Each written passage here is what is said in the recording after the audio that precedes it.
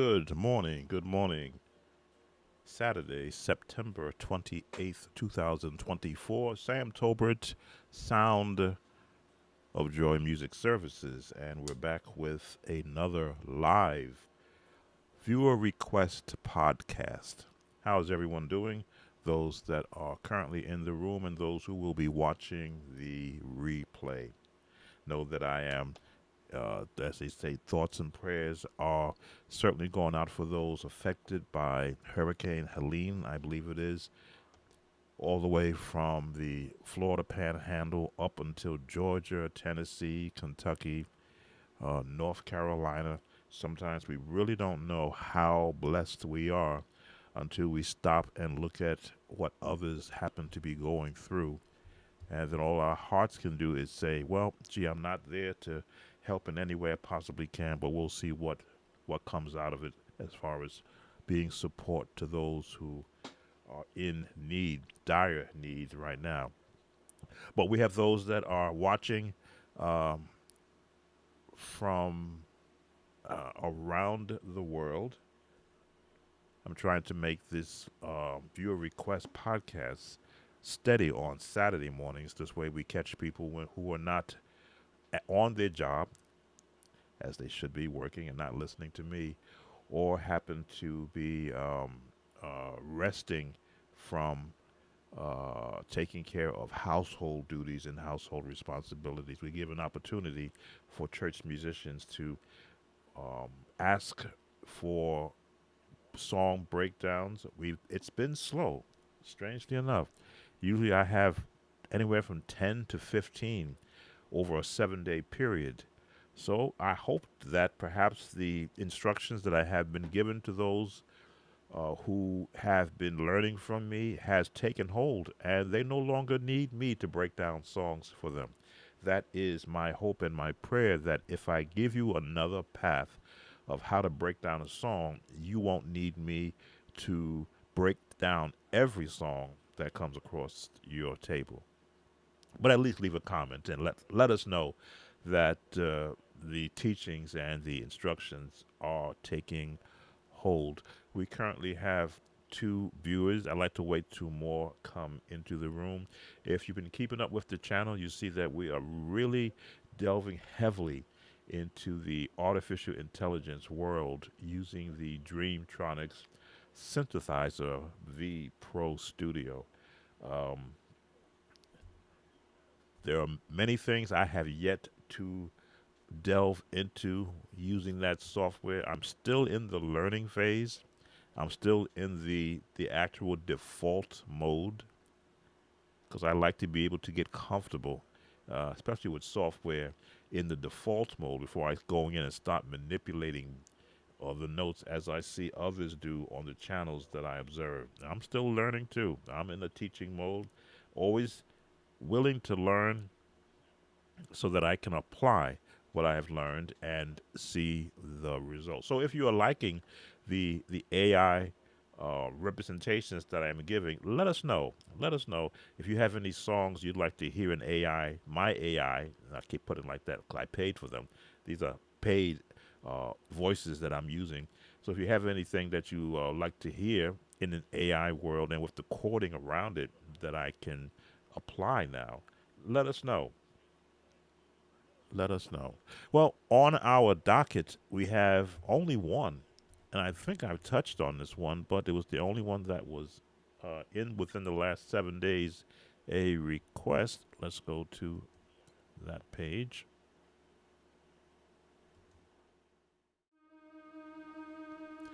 So this is the only one that's on the docket. Can you do "Pray for Me" by Dewey Smith?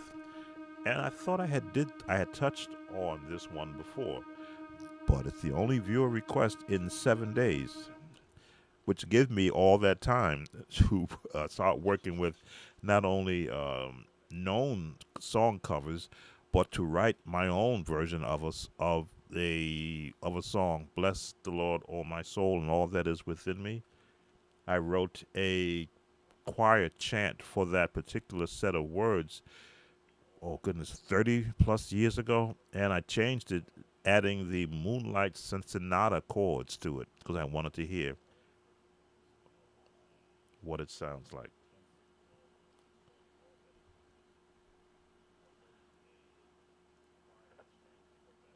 So let's see. Let's annoy the YouTube algorithm. I'm gonna play some of what the requester wanted so that you can hear the whole concept. Let me just remap my sounds.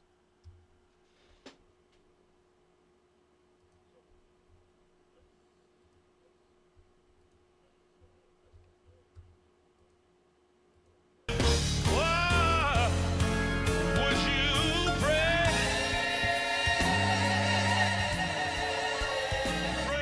for me? Oh, would you pray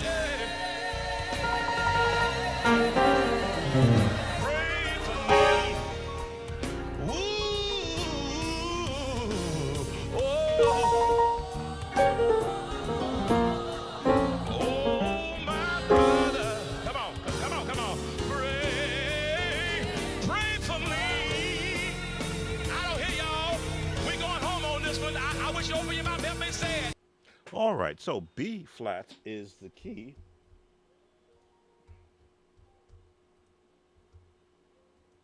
Now, you hear me speak up sometimes where just change my scene. You hear me speak up sometimes where I'll say songs, especially gospel songs, borrow. I do see the comments at times from in other sites where they say, well, the world came out and took these chords from the church. And I have to, and I beg to differ. What is it? Agree to disagree. I think it's a term people like to use. The gospel, from my point of view, and again, I only use my point of view from what I have listened to throughout decades of music. Gospel music only became more prominent, or try to find the correct word that I would use, acceptable when the jazz musicians matriculated into certain churches. Not every church had a jazz musician, and they brought their style and intermingled it with what they were hearing done in the church. And I can only speak from coming from a church with an old senior bishop who did not want to hear gospel music in his church. All he wanted was anthems, hymns, and spirituals. So all that sevenths and diminished and alternative chords and runs, he frowned and make you stop playing. This is to be the other musicians. I was the piano player, so I understood my instruction. The other musician would throw that in there, and he would get that stern look or that stop that information. So when I listen to the song, I'm like, okay, pray for me. They are straight jazz. Adjust my seat. Now, is that a good thing or is that an actual bad thing? No, because it is an interpretation. It is an improvisation. B flat. When you hear a song like this and you're a learning musician, already you are intimidated because you're looking for a number system to lean on. But the number system is just going to give you the number system format. That's all you're going to get. What you need to do is to extend your knowledge of chords beyond the number system and listen to the style that is being interpreted through the music. The seventh.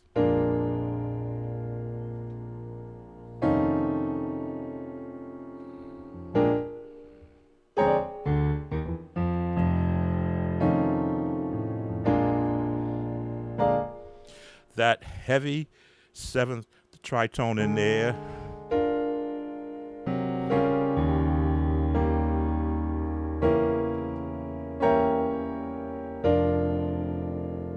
then the drop down,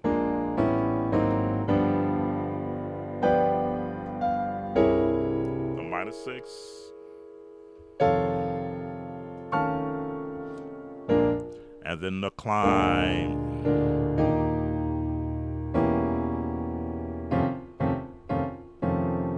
And this is the, I'll make sure I get it right, the whole tone scale. Let me see.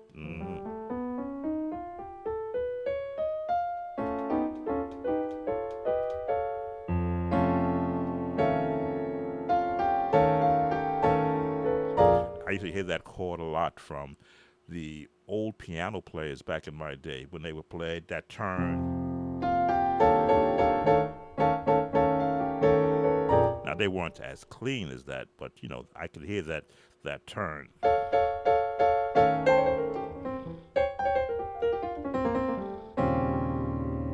So, who joined us? I want to make sure I don't miss anyone who joins. So this song is latent in the jazz sound. Let's listen some more. Again, we haven't offended YouTube. I haven't gotten a notification from them in weeks. I've been behaving. Come on, everybody. Come on, everybody. Oh,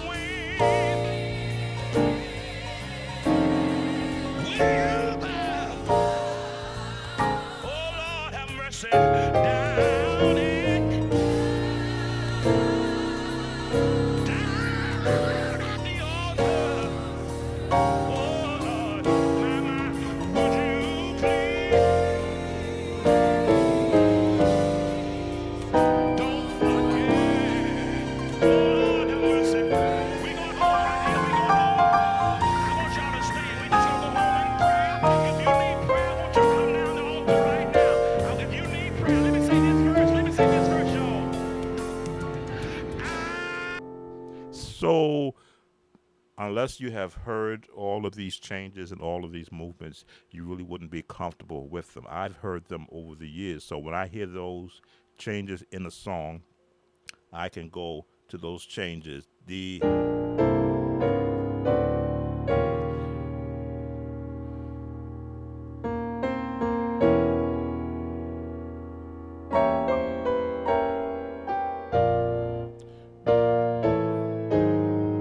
And that is a chromatic drop down. And as you add more notes to it, you fill out the tones.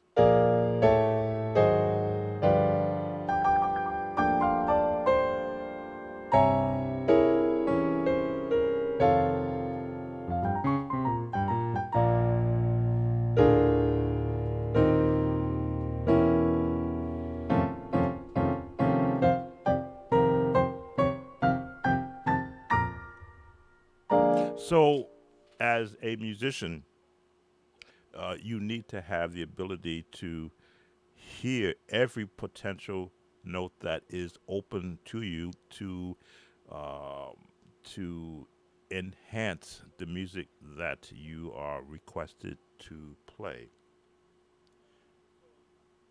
I want to thank those that are in the room. I believe I see 2 viewers.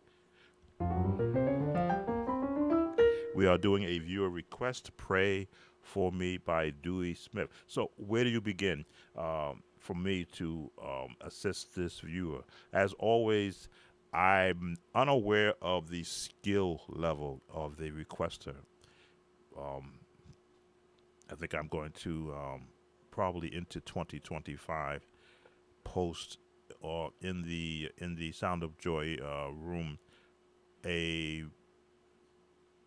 requester sheet where I just to get some ideas. They may put years of playing, instrument being played. Try to get not personal. Look, again, when you post your YouTube address or your YouTube name, that's probably as personal as I want to get. But when you're requesting a song, for me, in order for me to look at the level of instruction, I need to know the level of the person requesting the instruction. Because if I give you this chord and you don't have the ability to reach octaves here and octaves here, that does no good. I'll have to shorten it.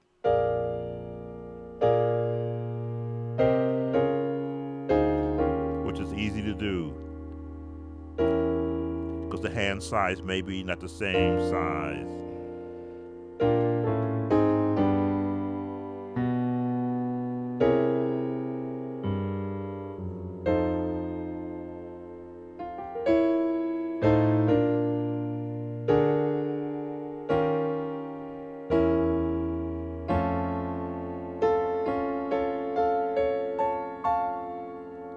Because what I look to do is to not to give you um, not to give you the meat of the song, but to give you enough of a insight that says, well, as your skill level grows, you can apply those same techniques to all the songs that might fall in this category, whether using a seventh and fifth, fourth, 1, 2, 3, 4, and the walk up, and the five versus the five being this.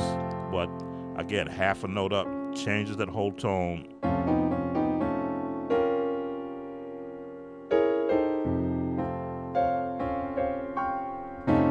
There we go. That's the note I was looking for.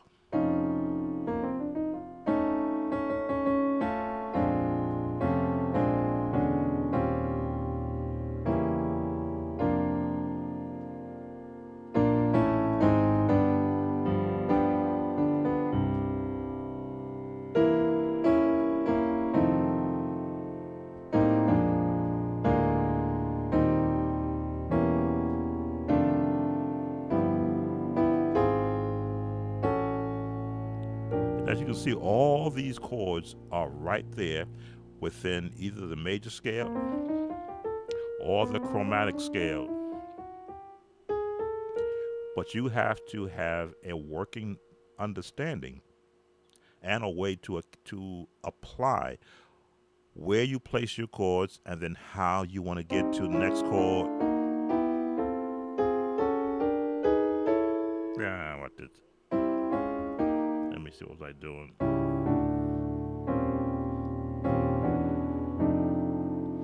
I used to practice.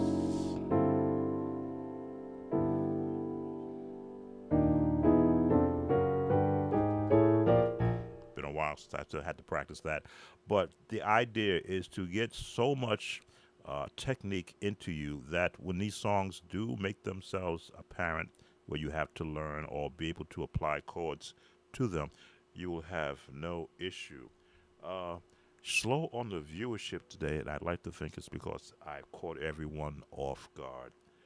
But let's see. There was a song we were doing last week for one of our viewers that came in late, which I said I would get to during the week, and I actually didn't get to it because I got busy with the AI when I got the upgrades, and I wanted to get back into working on that.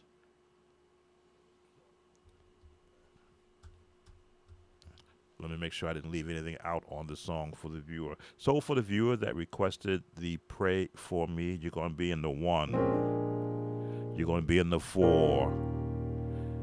Now you're going to go a sharp 4 with a diminished chord. Then you go to the 5 with a 1 chord. Now right here, you just go back to the 1 and flat, going down to the G. If you don't have these full chords, you can add a 7th on there, right here. The 2, 1, 2,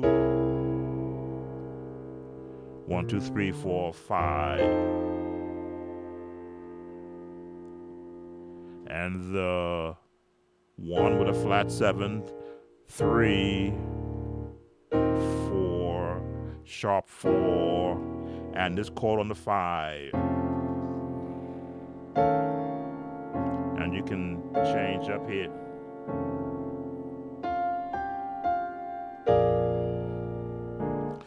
That's all they're doing. And the crust, that is the chord family, the chord foundation that is being used in the song. The rest is improv, which is what jazz is.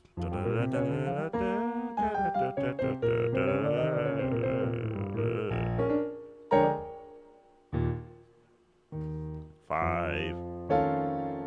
So let's listen to some more. This is when he gets the solo. Again, if YouTube comes after me, we know how to fix that. I was lost. Same thing, guys. And I couldn't find my way.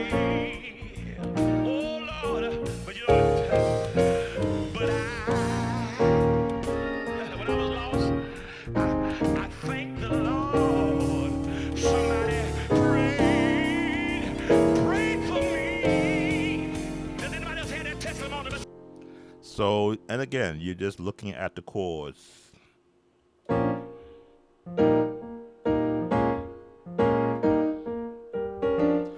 Majors to the minor.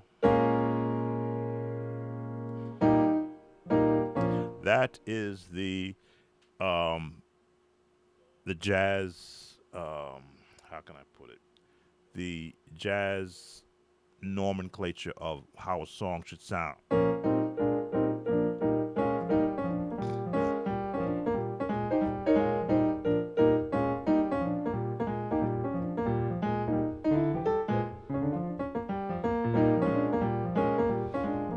Once you get that you add that to your palette of chords, you can use it on any song. The minor to the major.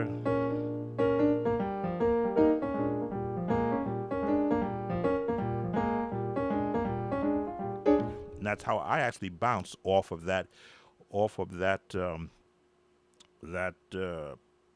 tone or that chord. I'll call it progression. Major,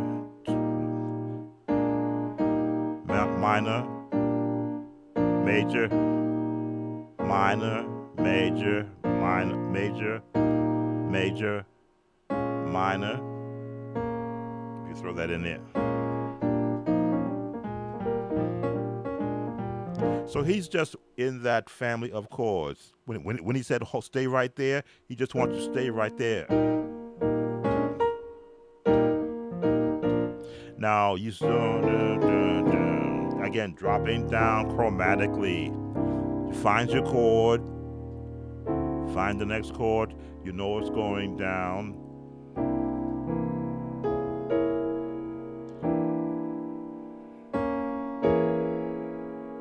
And you know you're going to be right here.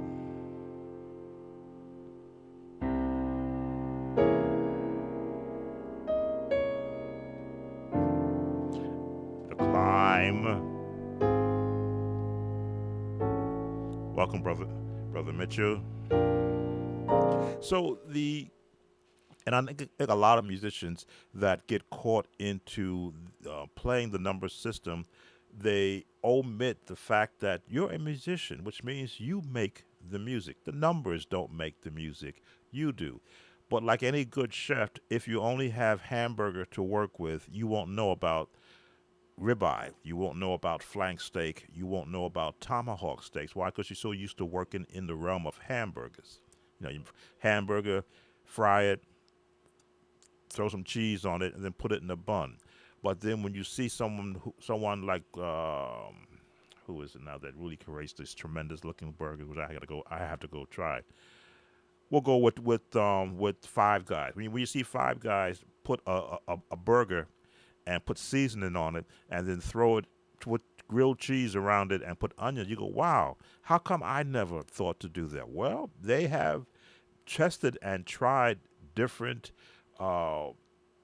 takes on making a burger. It's the same thing with music. If you lock yourself into just doing the number one and the four and then the five and then, well, gee, there's a guy over there that makes his one sound so good. Why does his one sound so good? Well, he added one note.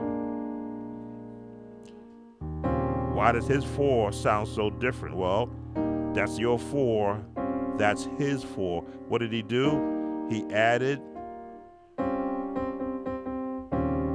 some tension on that note. That's all it is. And the notes are there for every musician. I think when I see musicians go live on this on when they put their camera up and they only show themselves playing but refuse to show their hands. I'm like, well, what are you hiding, sir? You're not hiding any chords from me. I hear what you're playing. And if enough people ask, well, what chord that was, and you don't respond, I'll tell them because I know where the notes are. The notes are right here. They're right there. So my ears are my greatest instrument for me because I'll be able to hear whatever I hear coming across, which is an issue I have with today's younger musicians. They play with all those speakers surrounding them and surrounding themselves with a drummer and with a bass player. I'm like, do they not realize that the decibels that is being thrust upon their only tool for listening to music, which is their ears, and it's being damaged to where there is no recovery. I would often get, and I'm just going off a little bit because we have only things 6 watching it. I would get, I don't want to say chastised, but I would get reprimanded when I was a younger musician for not playing loud. And I made the statement then, if I can't hear the choir, then I'm playing too loud. I should be able to hear. Now, yes, if the choir member's on the other end of a whole range of people, that's different. But if I can't interpret their notes, because sometimes I need to hear if the altos are off, if the tenors are not hitting that note, if the sopranos need me maybe to lower the key because they're not in a good vocal sense for that morning, I need to be able to hear that. So maybe I would have picked it up on the previous song. The next song I'll go, and even the choir director would ask me, can you lower the key? Because they'll know the sopranos are not hitting it today. Not a problem. Just change the key. If I want to go to A flat,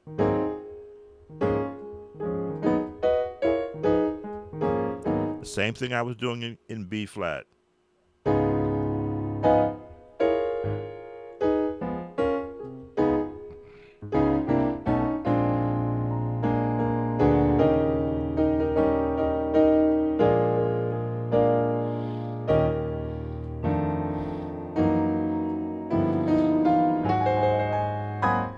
Not a problem. Well, you say, well, go to A.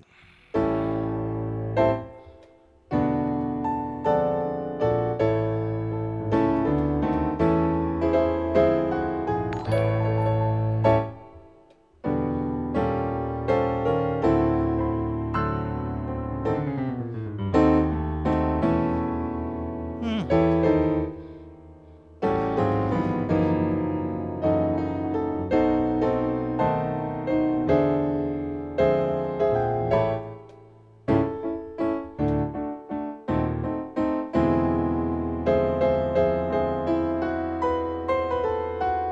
I should be able to get comfortable in whatever key that is being requested as a musician.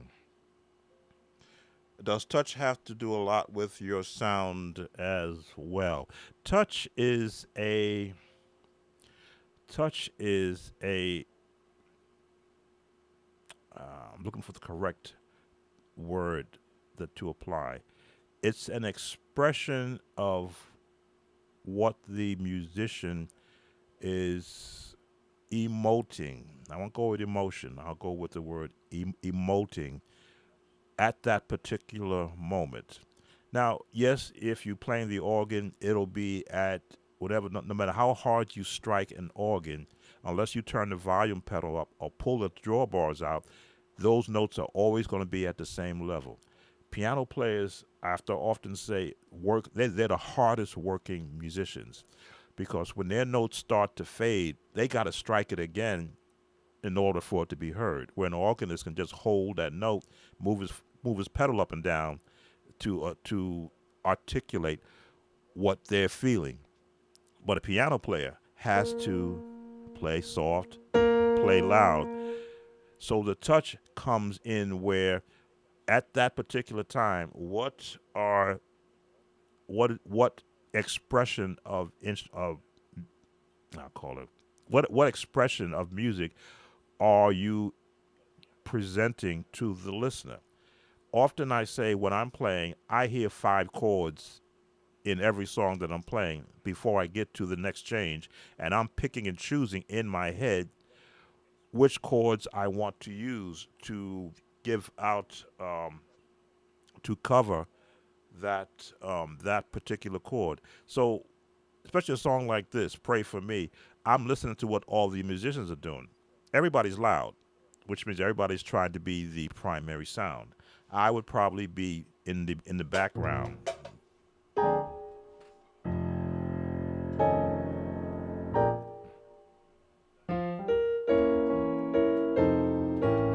So I have to decide in myself, using touch, how loud am I going to play? Am I going to be there or am I going to be here?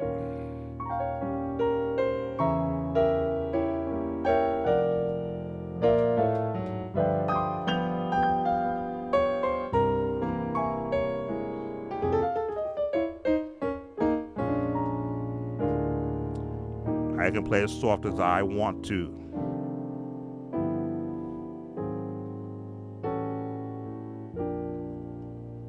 Now, would I be heard playing that soft in a service such as that?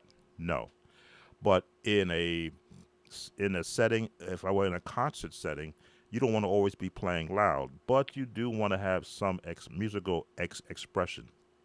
I think when you look at some of your more classical music, they will guide the musician playing whether to play, what is it now, mezzo soprano, mezzo MP. I forget what the P stood for, but soft or loud, legato or staccato. That's all with touch. We are piano players are musical drummers because we are also playing on a percussion instrument, but we can make different tones out of it.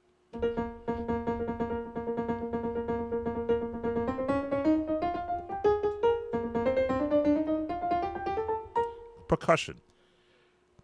We are drummers in a sense. Uh,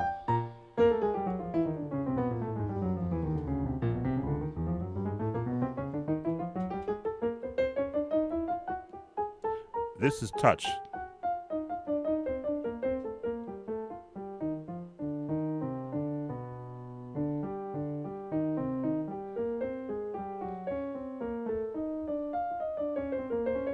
I'm thinking about these movements while I'm doing it.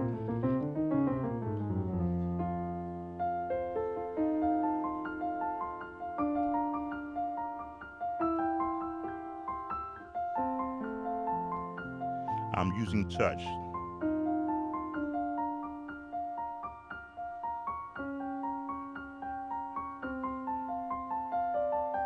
Hmm.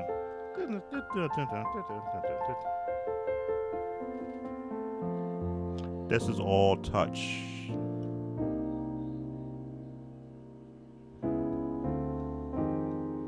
I told you I'm thinking the chords ahead of time before I get there because I have no particular song in my head.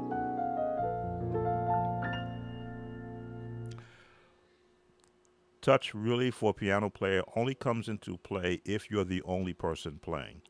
Were a lot of songs back in my day where the piano player started the song. Today it's not the same. Basically, the guitar player has taken that place.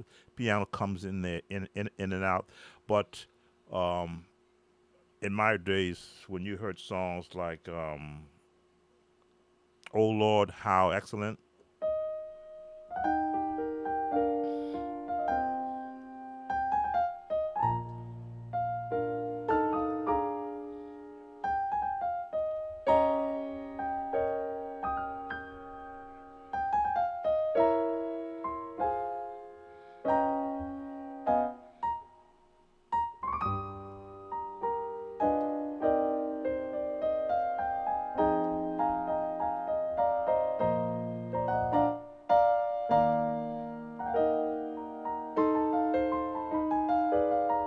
I'm not doing exactly the way it is, but when that song started, it was the piano player, and the piano player had to execute touch. Couldn't play.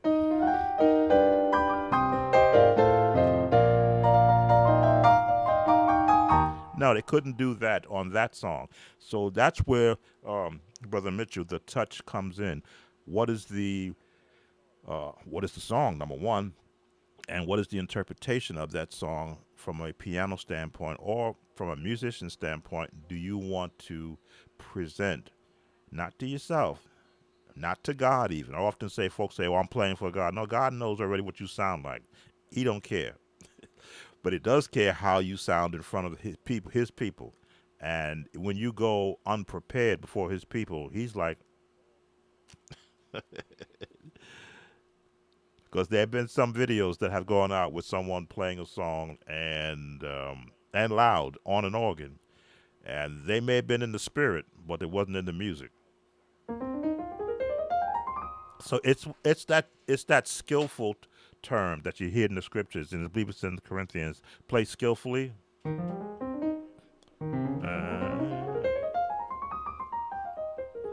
I always took that to heart. That means I had to go practice.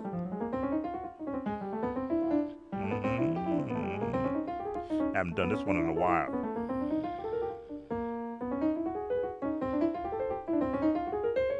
I take my time and I do it correctly.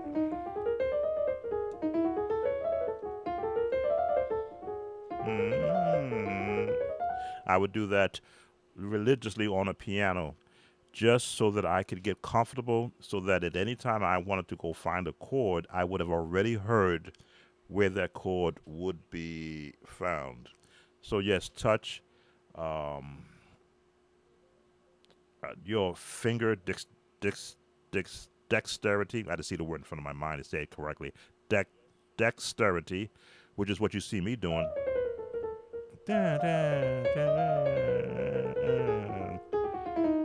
I'm only using 3 fingers right now. But if I include all 5,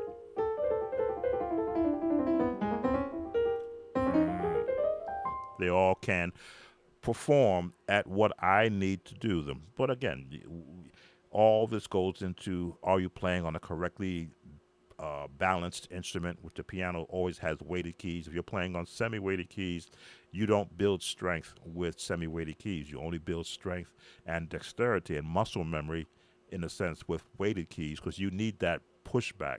When you press the key, you need that friction that helps you to decide, am I going to play soft? Because now you're getting the full feedback trying to fight it, or you're going to hit it harder and then get that real pushback, which is basically building strength in your fingers. As you can see, I can use my pinky and play chromatic with just my pinky, because my pinky knows how to hit it. Switch to the 4th finger, switch to the 3rd finger, switch to the 1st finger, switch to the thumb. I would practice this just to build my hand strength. Like a drummer would. Because I never know when I'm going to need each finger to execute a pattern of a rhythmic chord and which finger might be in place. So they all have to be.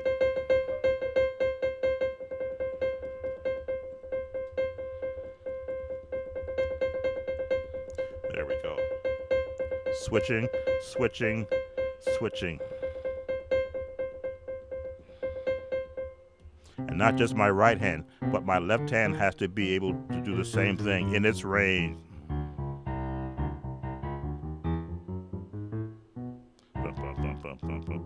Gotta work on my lining up.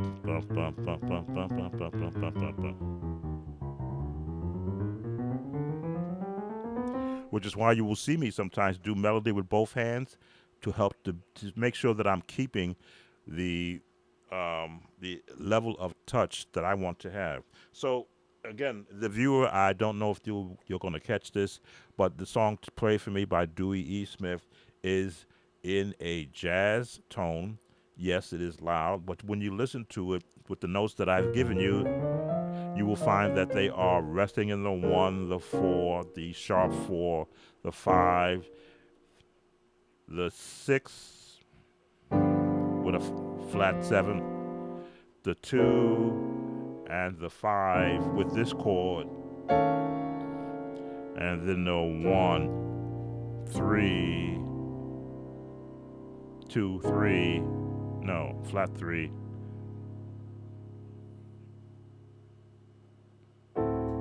There's the 3, 4.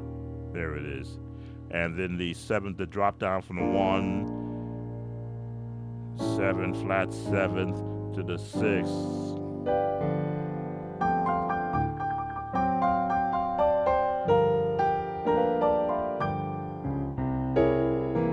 To the 2, to the 5. What is that jazz? 2, 5, 1. 2, 5, 1. 3, sharp through 4. I'm sorry. The 4, sharp 4, and the 5.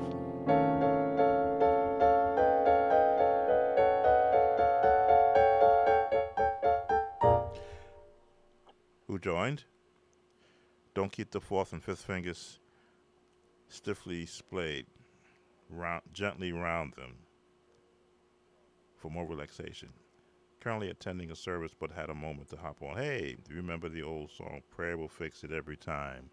Prayer will fix it every time. Was Florida Mass or was that Chicago? He'll hear where you say, why you calling him on his way. Prayer will fix it.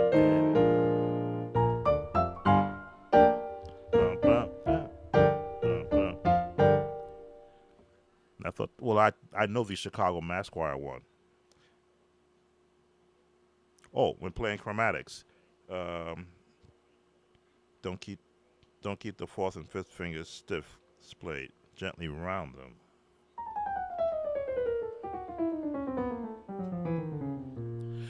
Having never sat with a former instructor to teach me the correct way to play the piano, I had to develop a way which allowed me to get to the notes that I want to get to as quickly and as comfortably as possible. So thank you for your input because you're teaching me something. I always just played the note to land on top of it with whatever touch I wanted to have.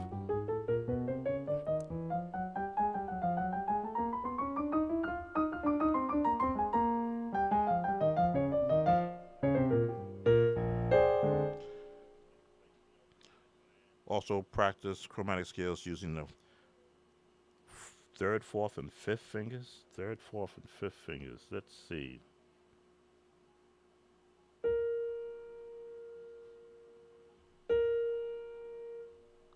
Now you got me challenged. 3rd, 4th, and 5th. Okay, take these out of it.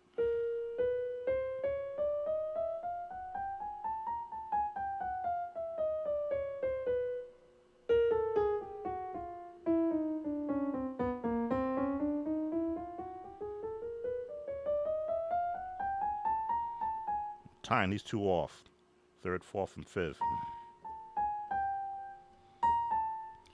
So now I gotta find which is the more comfortable one to start. Let's go start and see. Yes, that is a challenge. Which one should I use? I'm gonna have to find I'll go on search on YouTube and find out what is the proper fingering for using just these fingers to. Which is how I learned to play the scales properly was to get a book, and in that book they labeled out which fingers start off the note, and I said, oh, so that's why I have struggling when I get to the black keys. You don't use the thumb, you use the 2nd or 3rd finger. In some cases, the 4th finger. You end on the 4th finger versus the like you're doing a C major scale. C chopping etude in A minor. Thank you, Agent Smith. What was the question there? Oh, currently. Oh, yes, Nathan. Currently in service. Remember, Prayer Will Fix It by Florida. Again, I'm gonna look it up because I thought, and I think I've done with the viewer request. Prayer Will Fix It by the Florida Mass. Let me go find it because I remember the Chicago Mass version. Yep, there it is by Chicago. I see the one for Chicago. I'm just looking on YouTube, but Florida Mass didn't come up. Let's see.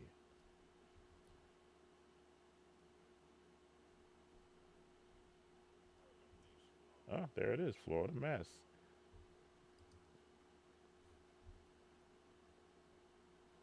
Chicago Mass. I just put in Florida Mass. Why won't Florida Mass come up? That's what I selected. Everybody's version is coming up. It said Florida Mass. It's Chicago Mass again. Come on. Where's Florida Mass? Why is everything coming up Chicago? No, I know what prayer can do. That's Florida.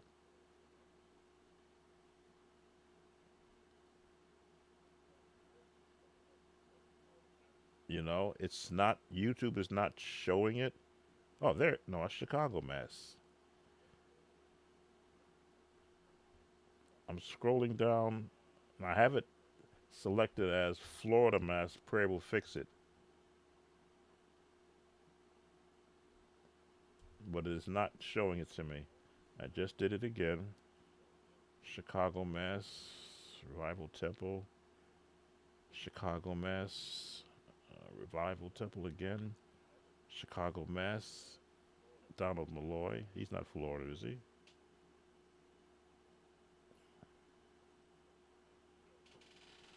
Chicago Mass. Sorry, I cannot find it.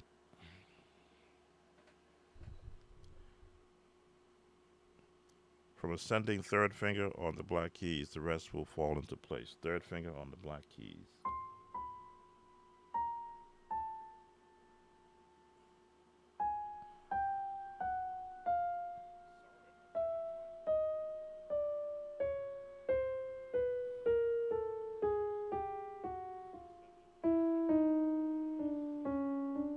Now, I'm not on a regulation piano bench. I'm on a swivel chair, so I gotta position myself.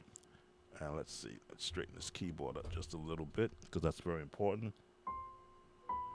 Third finger on the black keys. Third finger on the black keys. Third finger on the black. I'm getting instruction. Third finger on the black keys. Third finger on the black keys.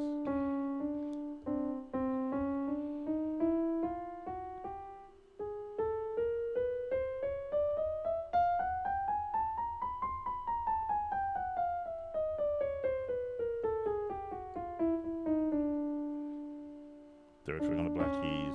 Third finger on the black keys. Third finger on the black keys.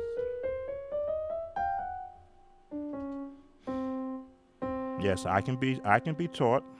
I still take instructions. Third finger on the black keys.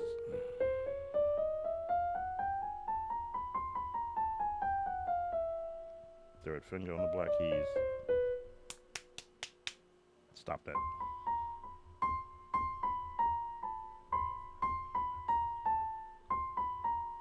Let me see. What am I not getting? 3, 4, 3, 4. 3. Wait.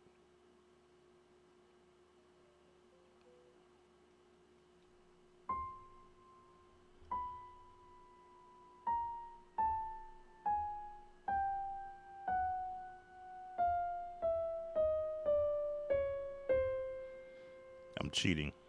You said I can use the thumb, but I want to use the third, fourth finger. Yeah, Sam is getting taught how to properly play, how to use the third and fourth finger. The last three fingers, 3, 4, and 5, to play chromatic scales. That's where I'm getting caught. Do I pivot under and use the fourth finger?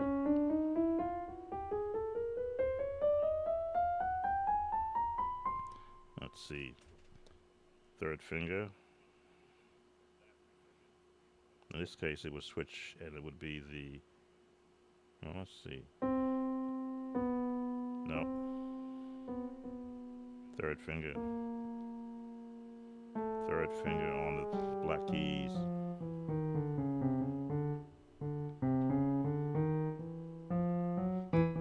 Sticks a little bit.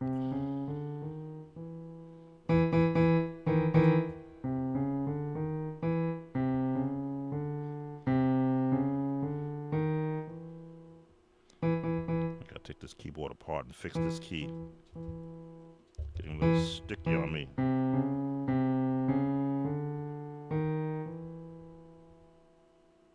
Third finger. All right, let's try both hands. Slow. Third finger. Third finger. Third finger. Thank you. Nope. Third finger. Switch over. Third finger. Third finger.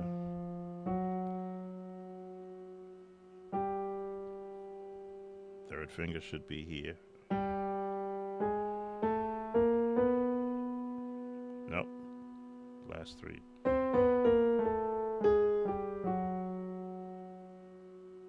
Third finger, third finger.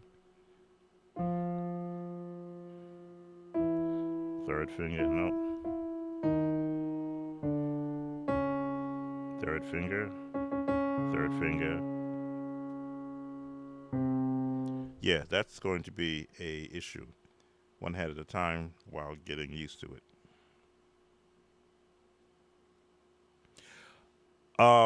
Agent Smith, because I've been a gospel musician with no instructor, I've always used improper, or I should say improper, I would say untrained fingering techniques to get to the chord that I would hear in the song. And because gospel music has no structure to it, it's just basically willy nilly freelance. Whatever you have to use, if this is the chord, the proper fingering in this case would be 1, 3, and 5. I'll do it like this because I want to get that extra note in there. Or I'll do it like this because I want to get this note in there.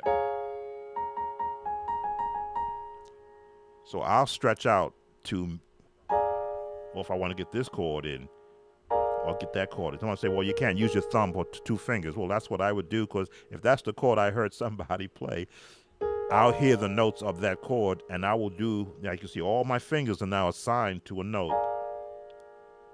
I can't get to no more notes than I have. I've seen some guys that can stretch out to here. Well, again, I'm limited by, and there's a statement, I think, in Clint Eastwood movie, every man needs to know his limitation. I know what my limitation is. Now, if I have to really get out there, the left hand now comes in to give me the rest of that tone. And I use the sustain pedal to hold my lowest note so I can get that tone in. Because most improvisers are limited to what they were taught. Pedology. Yeah, it's a wonderful thing for me to know that there are professional musicians that dedicated decades of their life to be able to execute classical music. I can only listen and appreciate it, and then every now and then steal something.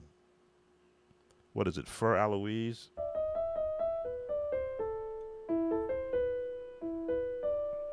I'm probably using the incorrect fingering.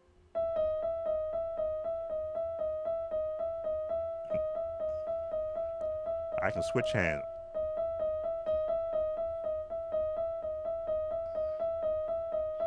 Somewhere in there, I've got the right fingering.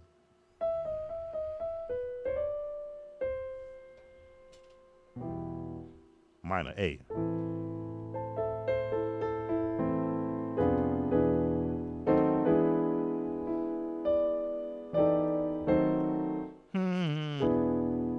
Yes, I would annoy piano teachers if I started playing that like that.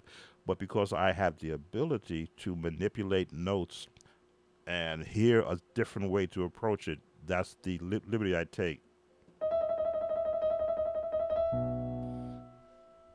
E.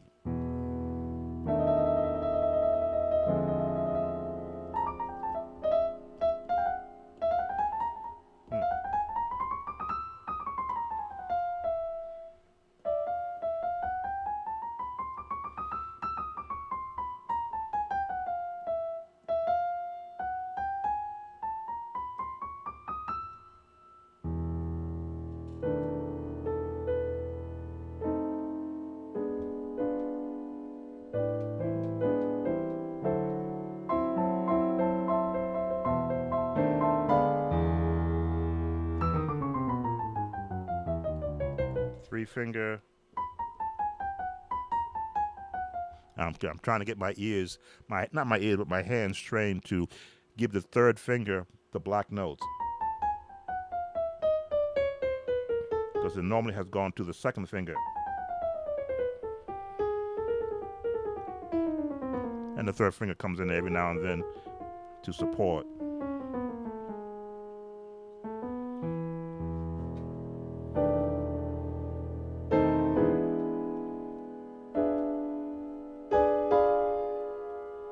Minor A.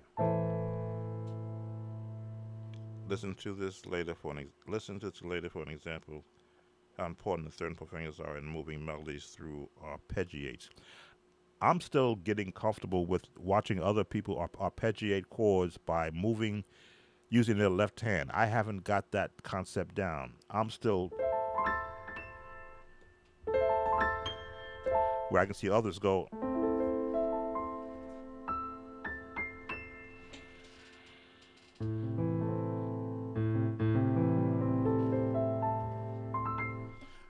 I'm still in the learning phase, but I do appreciate this because I'm being taught.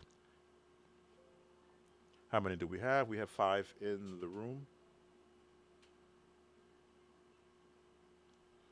Uh, Nathan, I believe you were in a service right now, and you wanted me to find "Prayer Will Fix It Every Time" by the Florida Mass Choir. I cannot, although YouTube does reference it when I type it in, it does not pull up a video of what it sounds like. So I am at a loss. Tell you what, let me go to Google. Let's see what Google has. Excuse the side of my face while I keep forgetting I can do this. My keyboard is removable. Let's see. Prayer will fix it. Florida. Is it typing in there? Yes, it is. My monitor is behind me. Florida Mass Choir. Revival Temple, Chicago, Mass.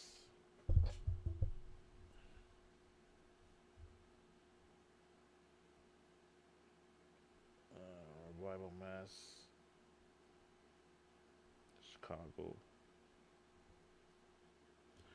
I am sorry, Nathan. I cannot, even Google cannot pull up a Florida Mass Choir version of that song. So unfortunately, I can't take a look at that for you.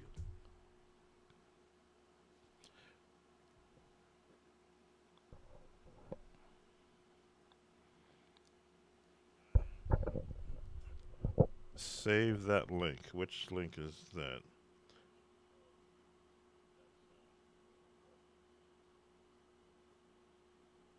Oh, the Etude in A minor, Opus 10 2. Do, do, do, do, do, do, do, do.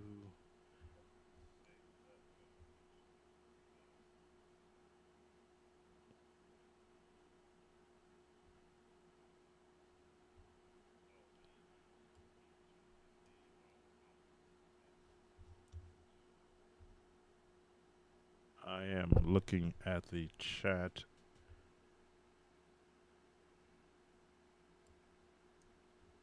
And I want to copy. Okay.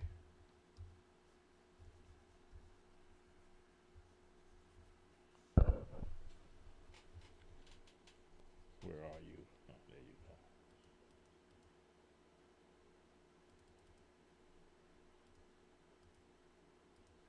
We're live, so let's see. Which number was that? That was number 10 2. 10.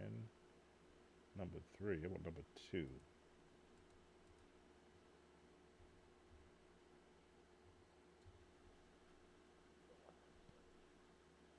Chromatic.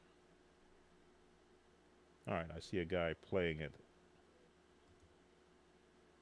Old Spice Gentleman Super High. Let's cut that out. I see someone playing it.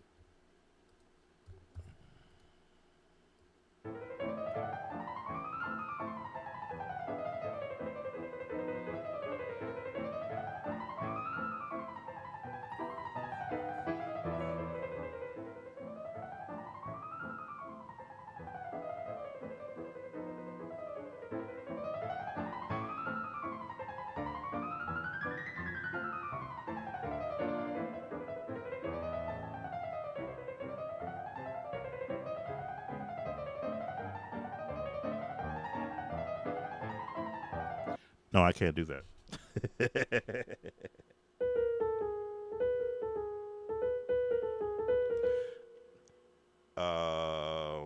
Yeah, I can't do that. I would need piano 101. But his hand is staying in one position, and the fingers are doing all the.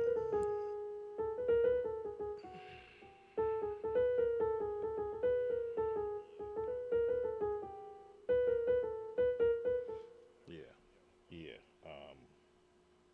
Just to look at it,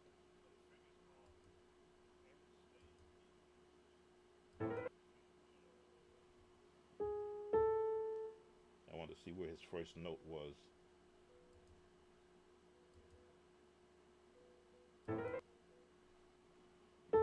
Okay, starting off with the A. What hand did he? What finger did he use to hit that A? YouTube does allow me, and I often tell when I get a requester that says, "Can you slow down the video because you're playing too fast?" I tell them, "We'll go to YouTube, which is what I'm doing right now. Go into settings, playback speed, and pick a slower speed." So we're going to pick. Let's slow it down by half.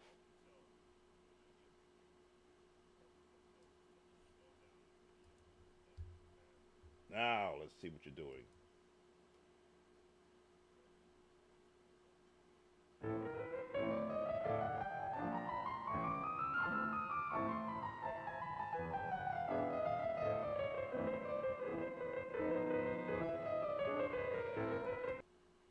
But that sounds horrible. So I got to stop telling people to do that. That's not a way to do it.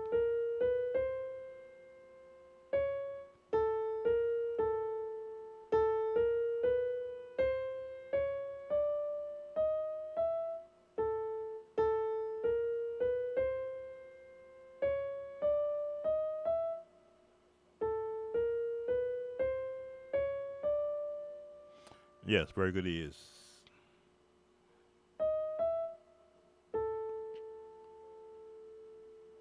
4, 3, 4, 5, 3, 4, 3, 5.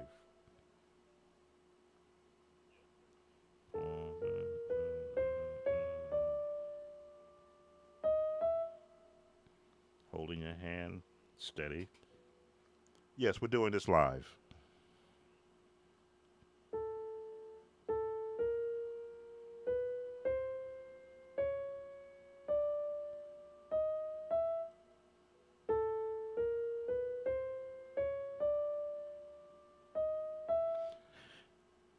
Teaching myself to discipline only the third finger gets to play the black keys. Hmm.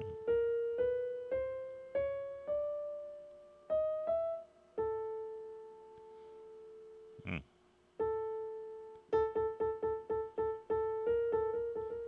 Gotta do this. It's a new kind of muscle memory.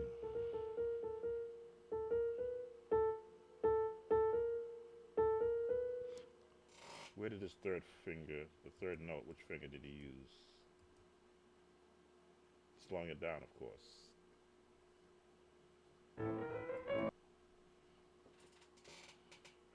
So it rolled from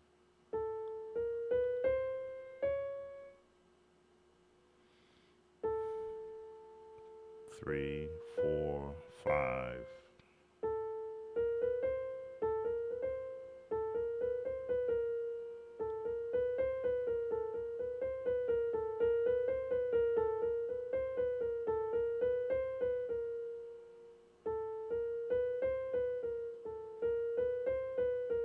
Oh, that's the new type of muscle memory training.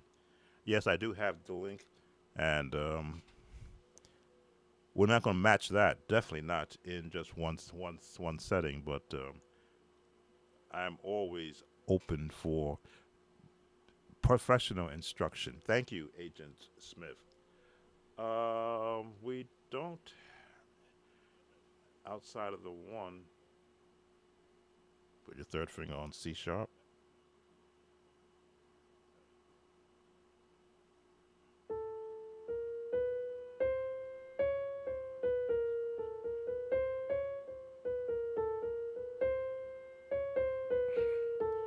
Yeah, my hand's gonna say, "What are you doing?"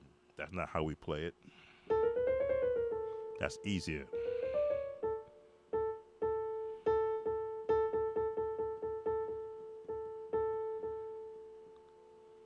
Yes. Thank you. I'm gonna make everybody now that watches my channel do that. We have 5 viewers, and we've been getting comments from those that have come in. I do appreciate that, especially the classical um, exercise. Again, never had no one to slap my hands and tell me that's the incorrect finger to use. It was always, this is the song we want you to play for the choir. Here's the cassette tape, or go buy the album. This is back in my day, and then I would sit to the piano trying to hear every note that they're playing, not knowing what the fingering is, and because sheet music was, I could read sheet music, but as an instrumentalist, if you put piano sheet music in front of me, I'm going to look at you like you're crazy. I'm going to say, play this. And I've done that. I said, I don't know how this goes. I can read the single notes, but if you want me to play all this, I need to hear somebody play it. And I've had people actually play sheet music, especially for an anthem, and I go, oh, okay. Those are the changes I hear now with the lyrics. What was that song they had me do? Was it Praise Ye the Lord? No.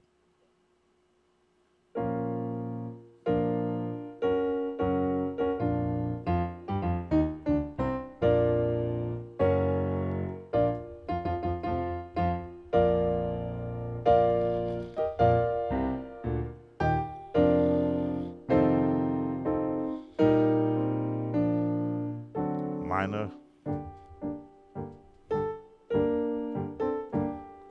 Praise him in his sanctuary.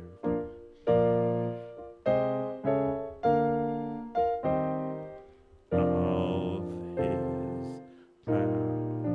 Bum, bum, bum, bum.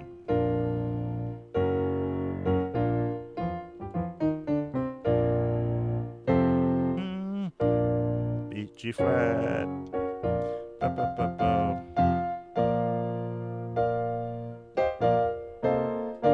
Oh, praise ye the.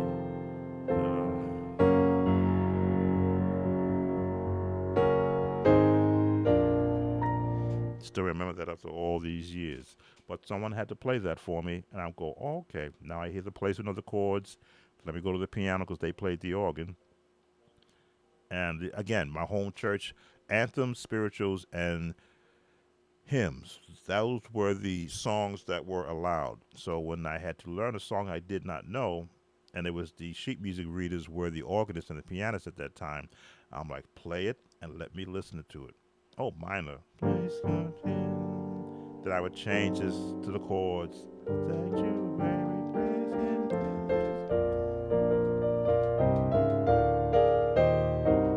And I would put all of those jazz turns of chords to give it a little more seasoning other than by the book. Turn to go to the sixth.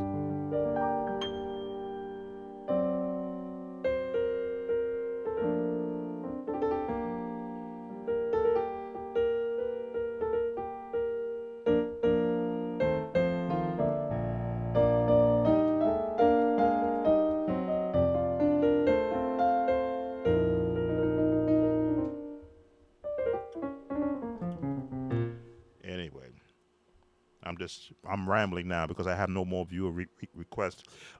Is there anything that for those that are here, any conversations you'd want to have? It doesn't have to be about music. I think when a musician um, can only talk to another musician, when you start talking to the non-players, your conversations become limited because you want to ask or you want to delve into something musical, and when you're speaking with a person who is not inclined to speak about musical, you sort of draw back. You become that actual musical introvert. You rather be in front of your keyboard or in front of the organ, in front of the piano, than having a conversation that you really can't relate to.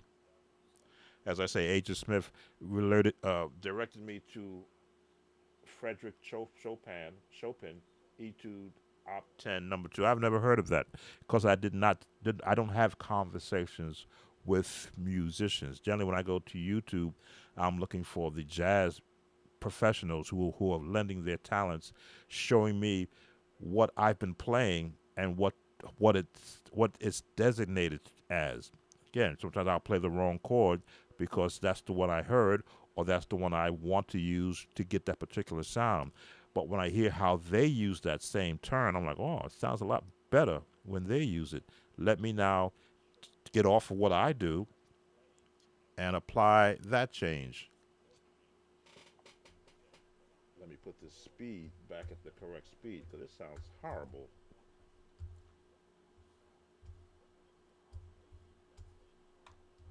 And of course, my mouse has jumped into my iPad.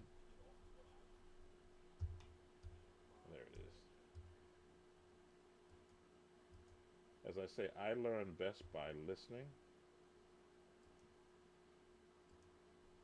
So if I go to the normal speed and do what I normally do and tear it apart.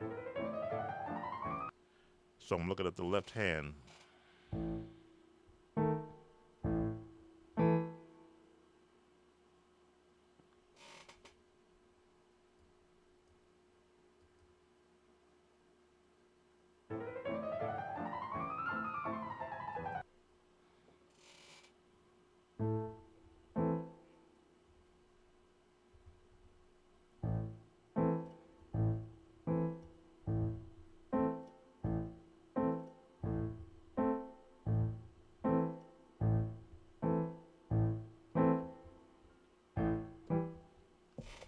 What finger did he use on that first chord?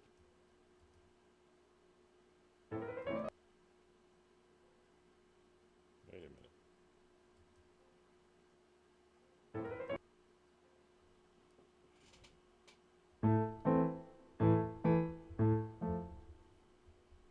His hands are.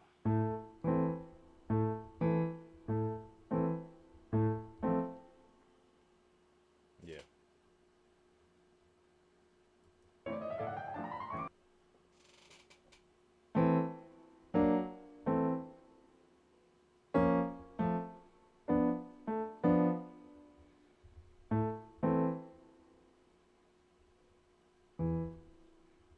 Hmm.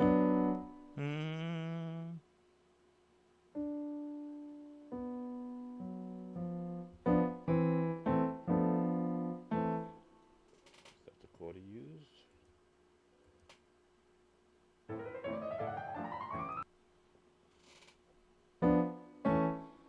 Okay. Again, I'm listening to the.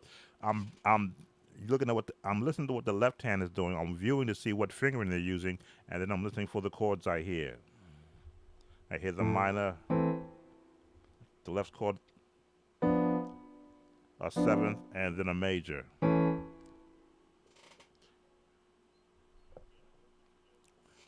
That's how my ears work. Tear it apart, note by note.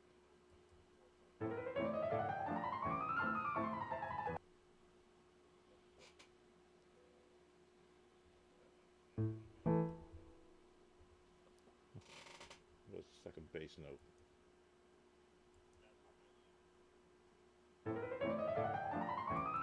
So he stays right there.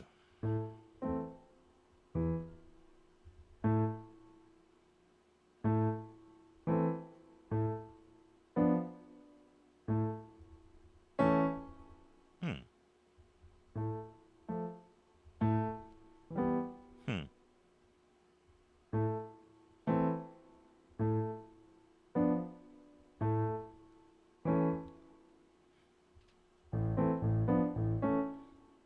Never looked at it that way.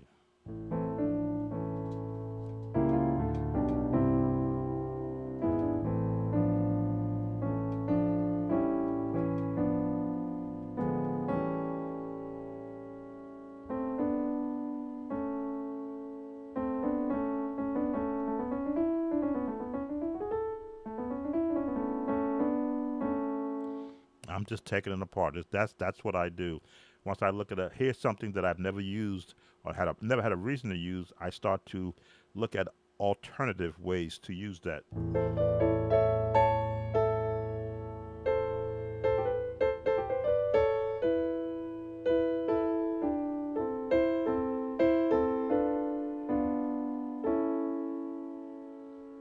Good way to end the song.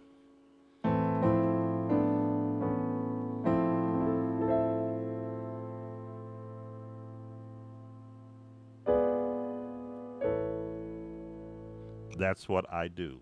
Once I learn something that I've never used before, I begin to now find other ways of using it.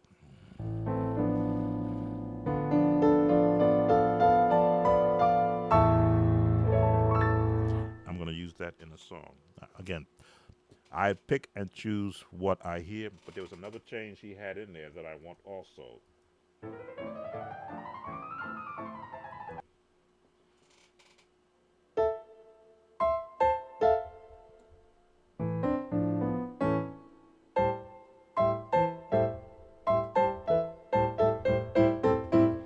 Anyway, let me stop. So we don't have any other requests. I thank you all for spending this time with me. Thank you, Agent Smith, for giving me something from a classical nature to look at. Let's change my setting. The one thing about music or gospel music, when you're playing for the church, there will come a time when music will again have its evolution. I'll put it like that, or revolution. Right now, it is in the CCM structure of chords, but there are some songwriters that are trying to bring the old into the new, which is going after the songs that were in the past and apply a new way of playing those songs. I'm of the mindset that we should be creating new songs, which is what you hear me doing on with my artificial intelligent singers. Now that I have that ability to manipulate the vocal sound that you would hear, or the audible sound, I should be, let's put it like that, and manipulate the the attack and the syllables used in singing, I can now expand. And now that I get an opportunity to look at the classical side, I think I touched on that a little bit on my Bless the Lord um, presentation that I made. If you haven't heard that,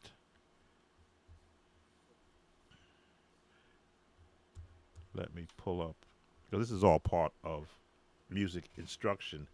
I want musicians to use technology as a means of expanding their palette. Let's see. I'm pulling up my singers. There it is. So I looked at the Moonlight Sonata, which I always enjoyed the sound of classical music when I was a child listening to the Bugs Bunny shows, Bugs Bunny cartoons, because they would play a lot of classical music that I could not articulate. Even if I ran to the piano, I would begin to lose what I heard. But the Moonlight Sonata was one that I never did lose, because I used to see the reruns, and I would always hear that come up. And I would go, gee, I want to learn how to play that. Now, I don't play it correctly. Let me put that out there. That is when my playing would offend a classical musician. But from the avenue in which I'm on, to those who have never heard it played and have gospel and jazz chords assigned to it, it still be something new. It's like putting mayonnaise on toasted bread. If you've never had that, then you've missed a treat. But when I listen to and I hear in my head potential vocal chord changes, I use that same approach. What if? What if? So this is, and let me route the sound correctly. Bless the Lord, O my soul, and all that is within me. Bless his holy name.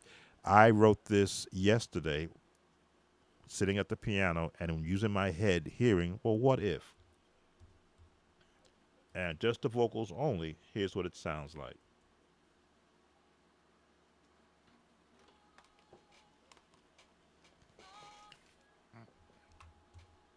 Is it coming through?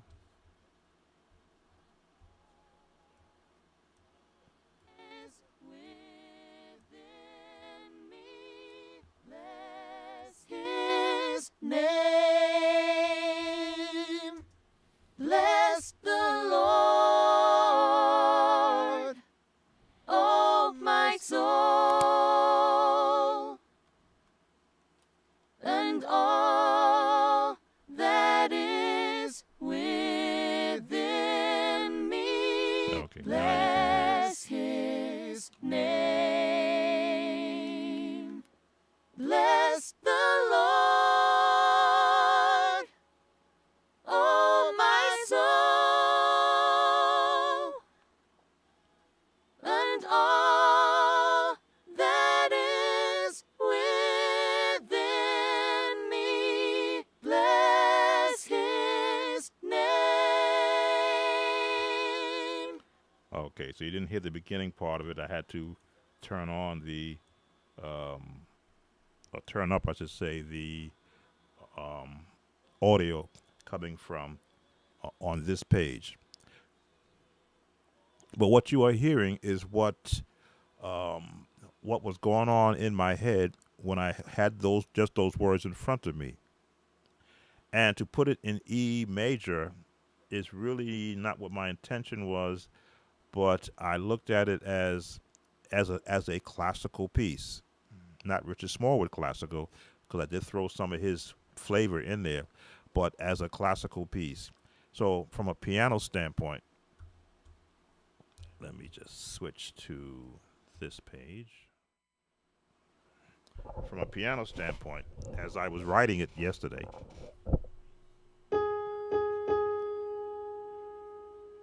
it was going to be a minor.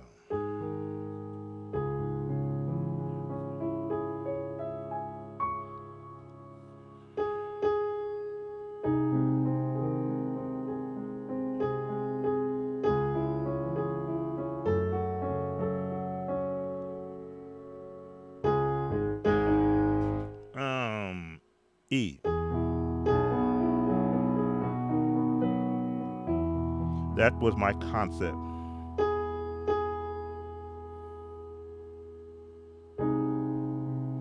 I believe this is the Moonlight Sonata framework.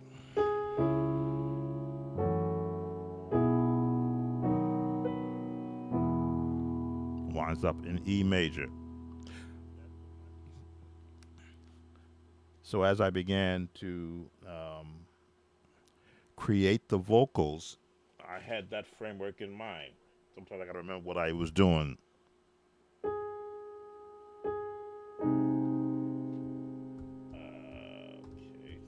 go to the right page.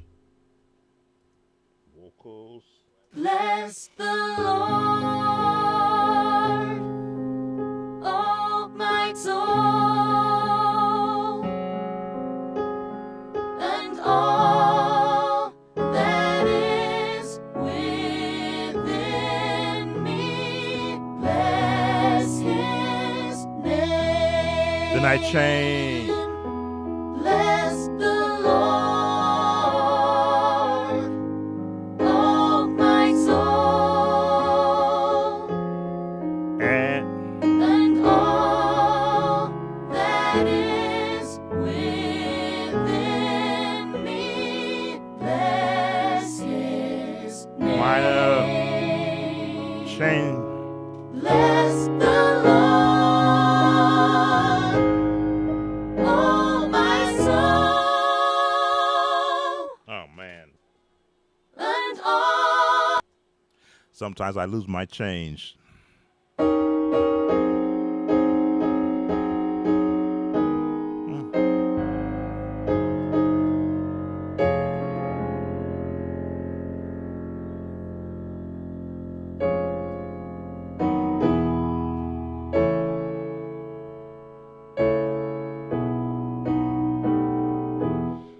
When I'm playing it, it took me 10 times to shoot the actual video that I actually did. Of course, I had to remember when I got to the high part.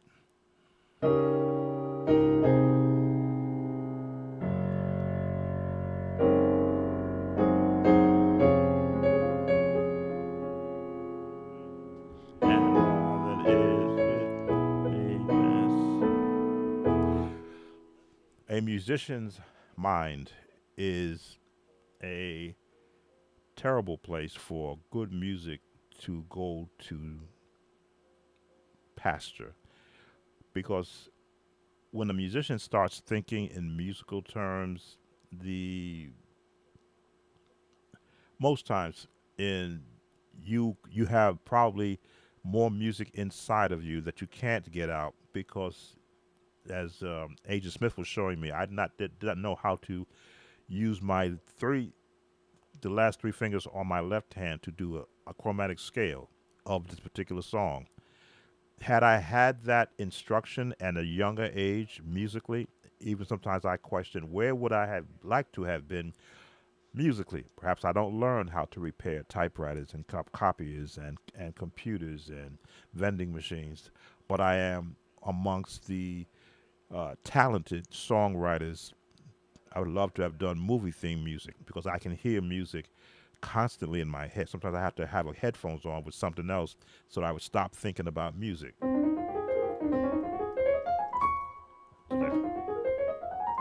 Anyway, that's what goes on in my head. And that's what I'm going to be getting out with now having the ability to pull up artificial intelligent singers using the Dream Tonics synthesizer V Pro Studio software. And yes, the in the um, in the opening credits you heard me doing for the rest of my life, I am creating a my own vocal library of songs so that I can have a a reference of vocals that I can share with musicians that are part of my Patreon page. I probably can't play that one, but I have Total Praise already done. The entire song, exactly the way it sounds on the album, because I listened to the album and I put the. In fact, I'll let you hear some of it. Again, YouTube is going to come after me, but that's okay. Let's see. Where are you? Total Praise.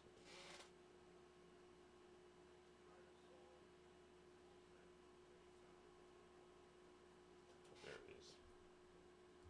I have so many songs there.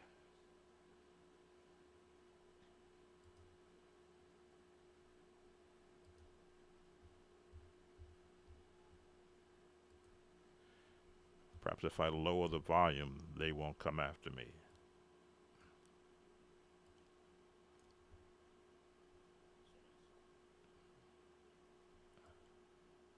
Okay.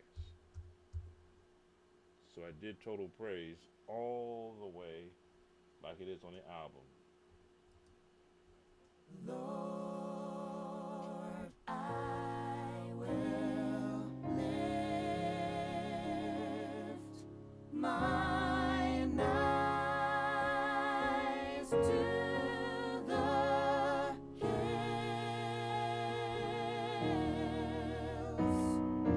knowing my help is coming from you. So I'm going to stop it right there because I know that triggers YouTube's AI like none other. But I have the ability, now that I can create my own vocals, to go listen to any song and match exactly what the vocalists are singing to the last breath. Even the finality of the song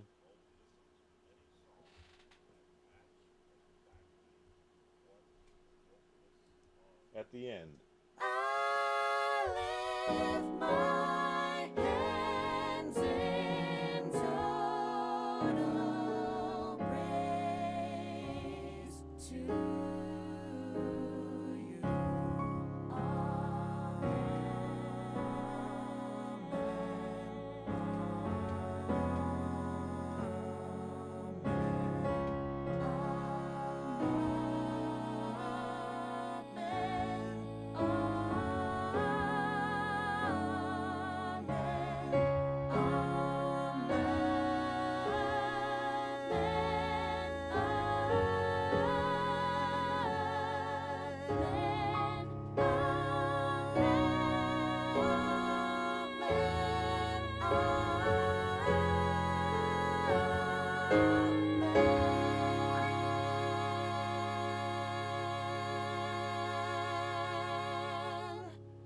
to be able to use the basic melodies. Welcome, Jeff. To use the basic songs that were a part of one's history and now recreate exactly what they sounded like from listening to the recordings, and now to be able to share that,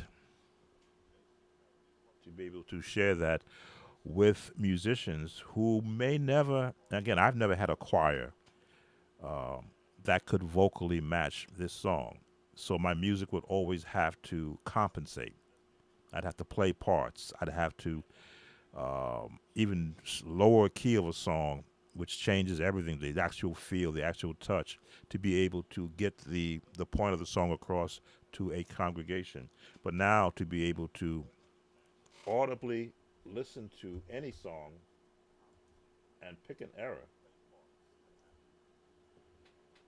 and have some fun with this. Where's my male chorus at?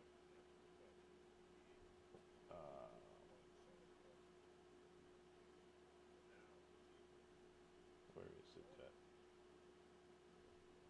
There it is.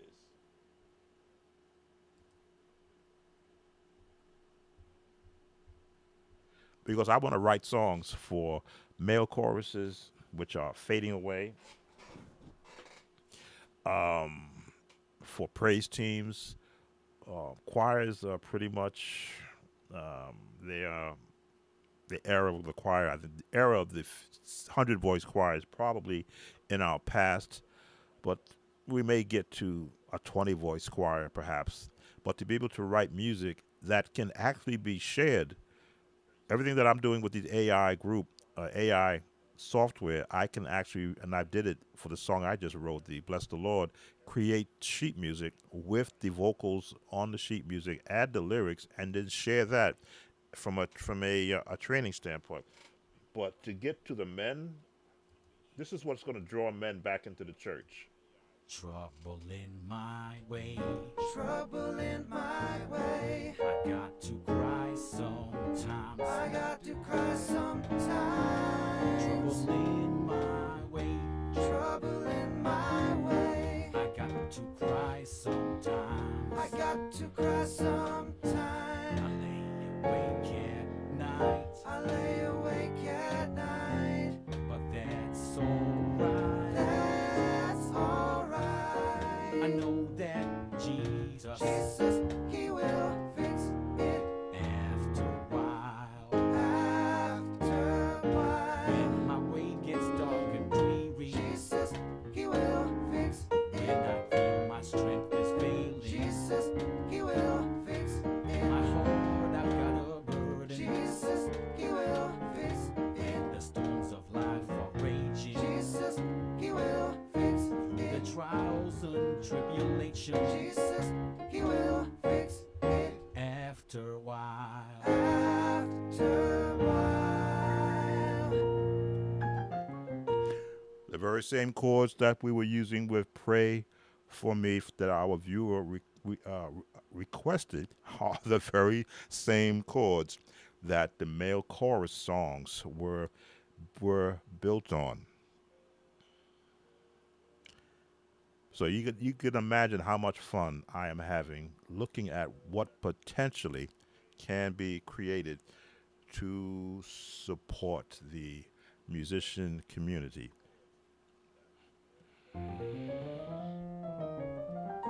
And I'm working on. I think there is a way. I was looking at it in the software yesterday, where I can trigger the the software through my keyboard, because I have built-in drum patterns that I want to be able to mirror behind what I create. And let me see if I can. I have to look at what is the timing I used. 90 beats per minute. Let's see if I can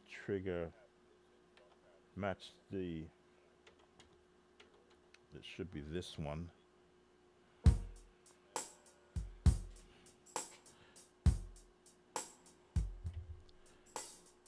So let's trigger 90. No, it's more faster.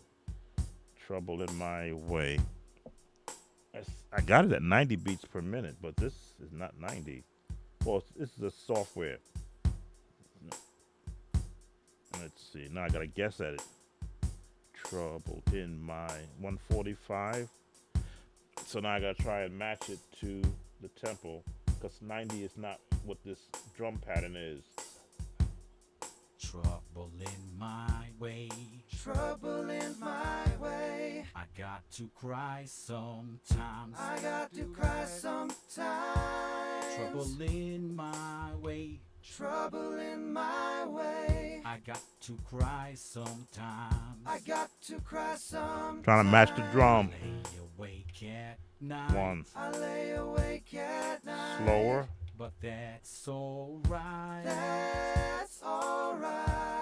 I know that Jesus, Jesus, Timing he might be will off. fix it after a while, after a while. when my way gets dark and dreary, Jesus, he will fix it. when I feel my strength is failing, Jesus, he will fix in it. my heart I've got a burden. Jesus, he will fix When it. the storms Okay, I of think the life song are is not raging, timed. Jesus, he will fix through the it. trials and tribulations. Jesus, he will fix Okay, it. that's probably my after a problem. while. After a while. I think I got the timing incorrect in the song. Again, this is all still, I'm in the 101 class on this software. Timing is important when you want to mirror up an actual drum keyboard, a drum patch with it. So I got to go back into it, time it correctly, and then get a match for what this keyboard has, or create my own pattern for it. But this is all part of what's coming in the future for Sound of Joy, where we are going to become song composers. Now, will this chromatic scale help me with what I'm doing? Probably not, because music is relative. If you don't catch the listener in the first 10 seconds, you've lost them. So as you hear on this song, that male voice at the bottom, that will capture the mindset of women within the first 10 seconds, because they're going to go, who's that brother singing that song?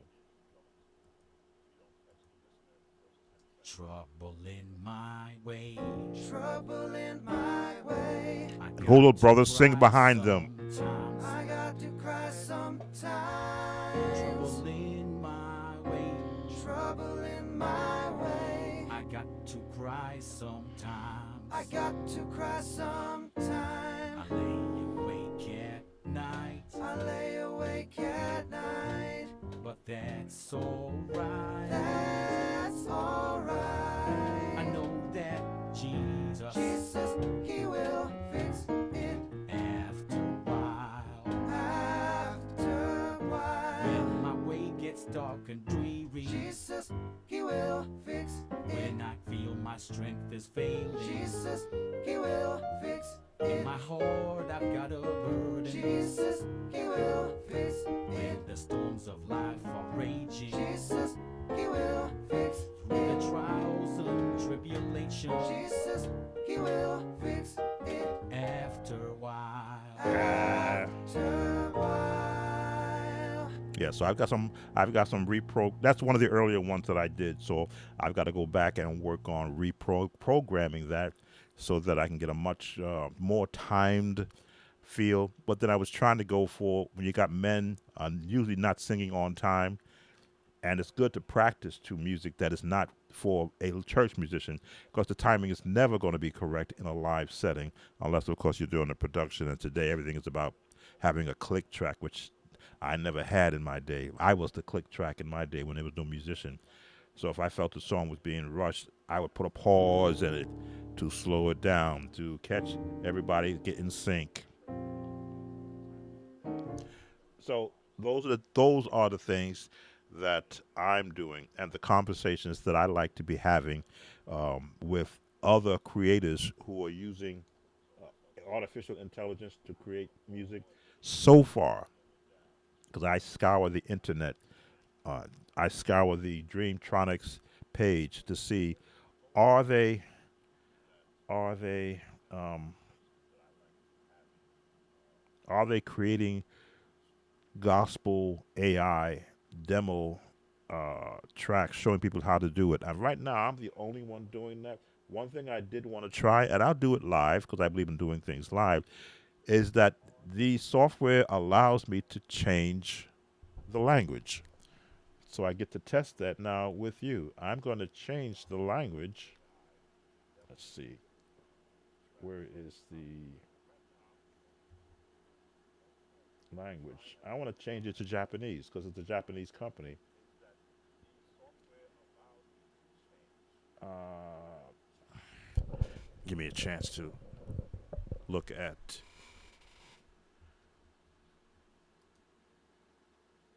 language. There it is. Sing in the following language. Uh, Richie, you can't sing in another language? Okay. Some of the voices, at least this one, does not give me the option because it was a generic language that was sent with the program. So it doesn't give me the option to change. All right. Let's pull up the song I just wrote. And that is, where is it now? There it is. Now, let's go with our soprano. Can I change your language? No. How about you? Can I change your language? No. Oh, that's not good. I don't have that option to change the language. All right. As I say, sometimes I got to go into the book and see what I'm doing wrong.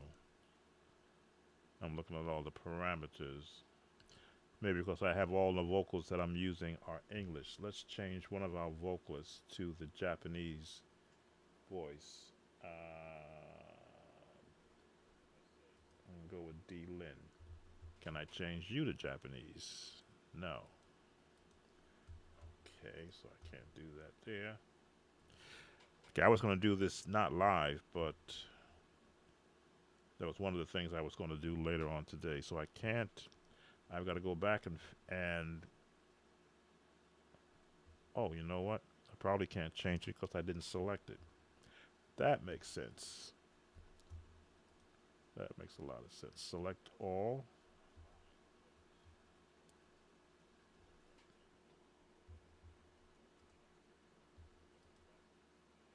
Are they all selected? No. All right. There it is. Now it's active. Mandarin Chinese, Spanish, Cantonese, Chinese. Let's go Spanish because that'll get.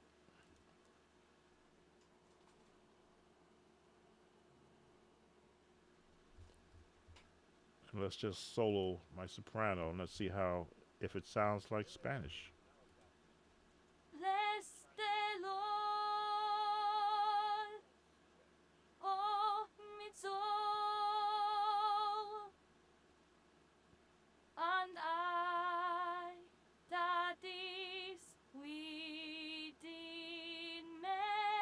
Bless his name. Bless the Lord, oh my Okay. soul, and I that is within me. Bless his name. Bless the Lord, Alrighty. oh my soul, and I that is within me. Bless his name. All right. Let's go back. First of all, let's change that back.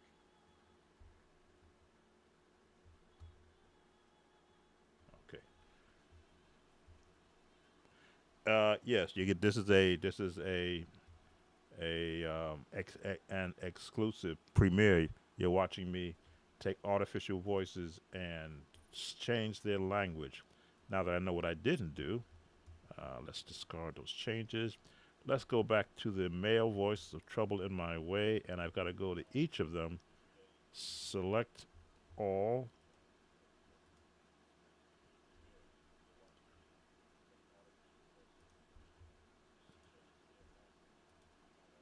There we go. Change it from English. Ah, they only give me Mandarin Chinese. Okay, so I can't do you. Can I do this guy?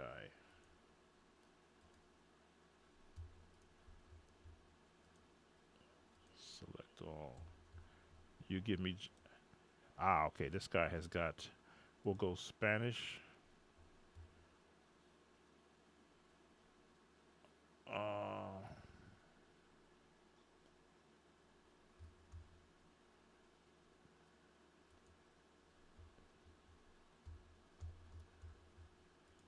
I'm going to change to the singers that can sing in that they give the that they program Chinese as a second language. Trouble in My Way, yes, Spanish. These are the separate parts. I'm watching it do the conversions. Who are you? I think you have select all.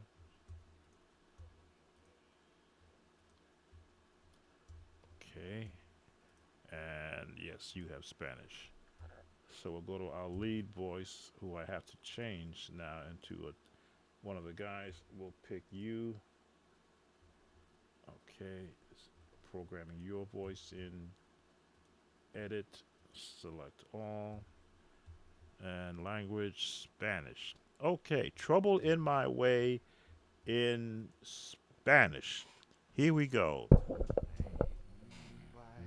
Trouble in mi guai, igoto crisometimes. Trouble in mi guai, igoto crisometime. Ilayawa geatnik, das airik. Jesus ewi fix it after we let. Jesus ewi fix it. Jesus ewi fix it. Jesus ewi fix it. Jesus ewi fix it. Jesus ewi fix it. After we let. All right, this is going to be a game changer. To be able to write music and change the language. Now I've got to find now a Hispanic person to verify did the software do its job. But I'm about to go crazy now with the stuff that I've already created. Welcome, Cyrus. How do I go to advanced? Well, you don't go past intermediate. That's number one. Because intermediate means that you have a working knowledge of all the scales. Now, that may be, you may have only known the major and the minor. That's just the start. You've got and I did a whole series on all the scales that there are available to you to learn. There's the chromatic scale, of course, and the correct fingering for it to be able to play that correctly. There's the harmonic minor scale. There is the jazz scale, the jazz minor scale. There is the, oh goodness, I used to have a template that had all the different scales that you may never have to use, but it's nice to know that they are there so that you can pull from them chords. I think that is the dis what's the word I want to use? What a lot of musicians who play advanced don't share is that their chords are built on a scale. They may find it by just trying different notes, but when they really cut it down, the notes that their chords they're using are part of a scale. If I play, let's see, what key am I in right now? I think I'm in the key of F. No, A flat. Okay, right. This A flat chord is in the A flat scale. That's what I called it. The minute I change a note, that chord is in a scale. Even though it's just one note change, but there is a scale that has that chord in it. And that chord is found in the halftone scale. That is the halftone scale, and that's where that chord is found. This chord is found in a scale, the major scale, but also in the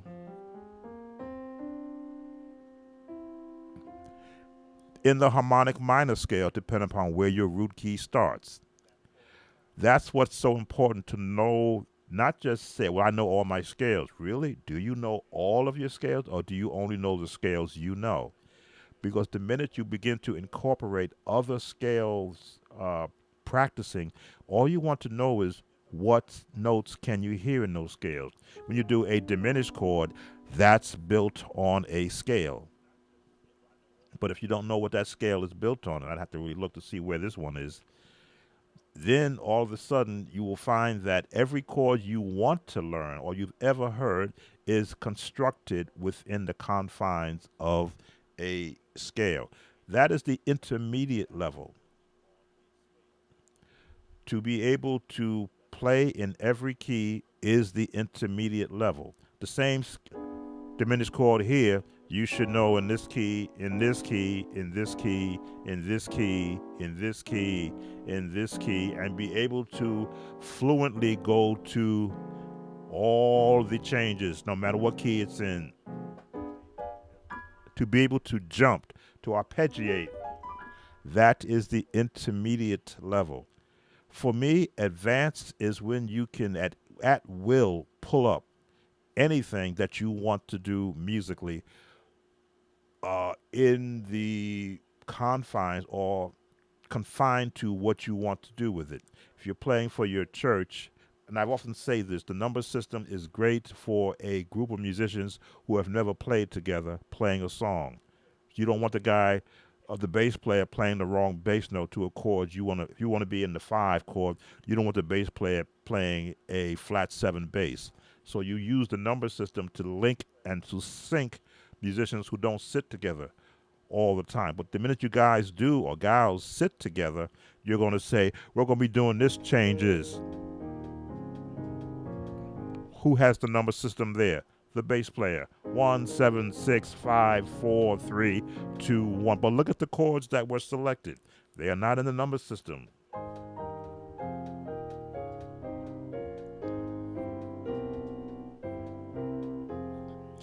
Those chords are not in the number system as the number system is written. But it does support the bass player to be in the correct number bass, which is the lowest note, which helps to anchor all your chords together. So how do you go from intermediate to advanced? You've got to know that you are fluent in the intermediate level.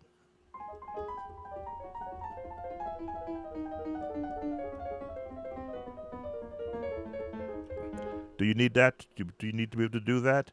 In the intermediate level, yes, because when you get to the advanced level and you start writing your own music, of course, to me, that's what the advanced level denotes, is that now you're at the level of I can write songs, I can rearrange songs, I can interpret how the music I want to play should sound like based upon my skill set.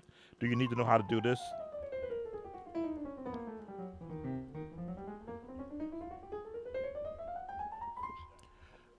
No. But if you want to write something that has that technique implied in it from a sheet music standpoint, then you do know how to need to know how you are articulating. Now there was no metronome in the back of that, so I was just playing improv, just letting it just fly. But if I were doing it in a construction of music, I'd have to have a metered metronome in the back so that every note falls within the note of timing that I wanted to fall in.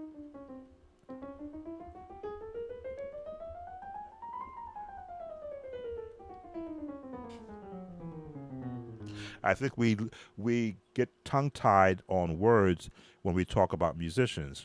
What skill level they are? Are they level 1, level 2, no, level 10?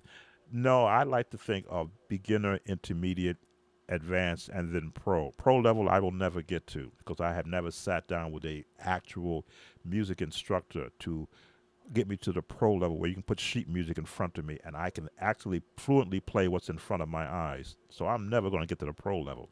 I like the intermediate to advanced level where I am now. I'm in between. I'm an actual tweener. Put sheet music in front of me, I'm going to find the notes, but it's going to be like going through quicksand for me. Play the music in front of me, and I'm going to hear what you're playing, look at the notes, and go, okay, he's hold that note 2 seconds or 2 beats. Hold that note 3 beats. Hold that note 1 beat. I'll be able to decipher that. That is what intermediate level should be able to pick up a hymnal. And if they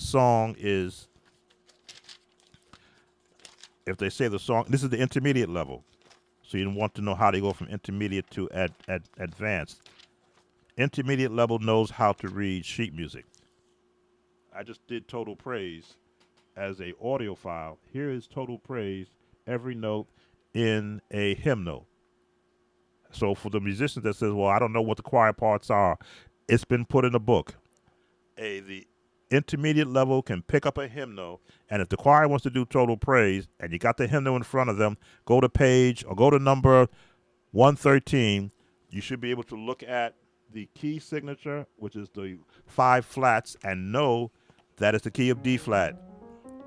Look at the sheet music and go, starts on D flat for the sopranos, starts in A flat for the altos, starts in F for the tenor, and 4-part harmony, lower D flat for your bass note. And you should be able to look at the chords.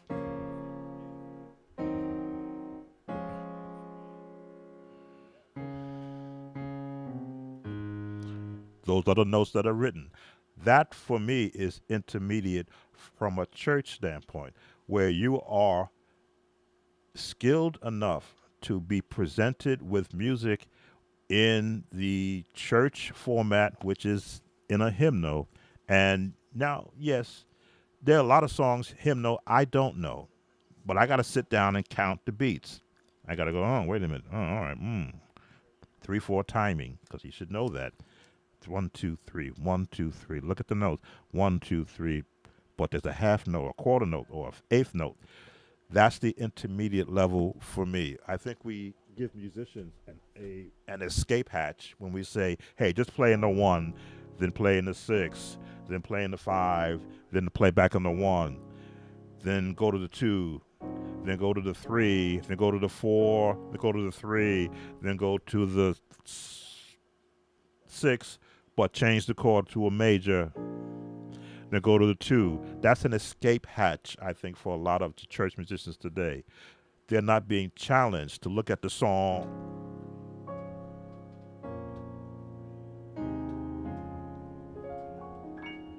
That's all the arpeggiating.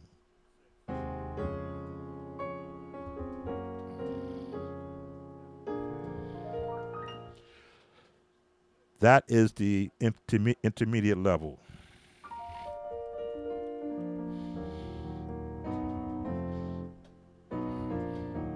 To be able to hear those changes, which are of the classical nature, and fall in line.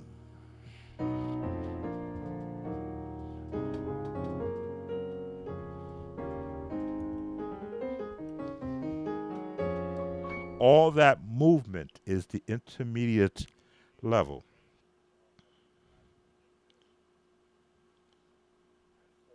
Thank you for the advice. Most African players don't reharmonize and improvise their chords, but I love how the Black American people's voice their chord. Well, because we're exposed to every element of music as it is interpreted by the musician. Me, I was influenced by watching television, television cartoons.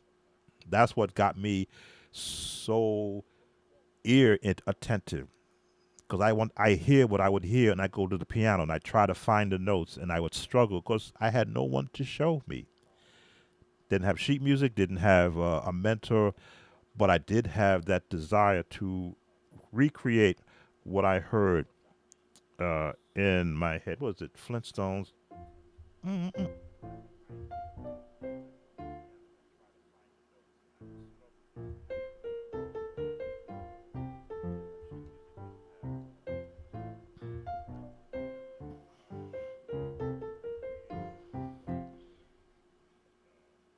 E A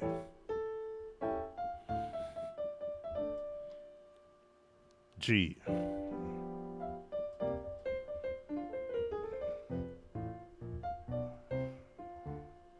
E G2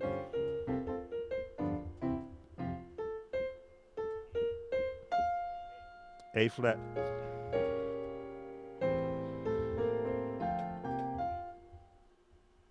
Mm.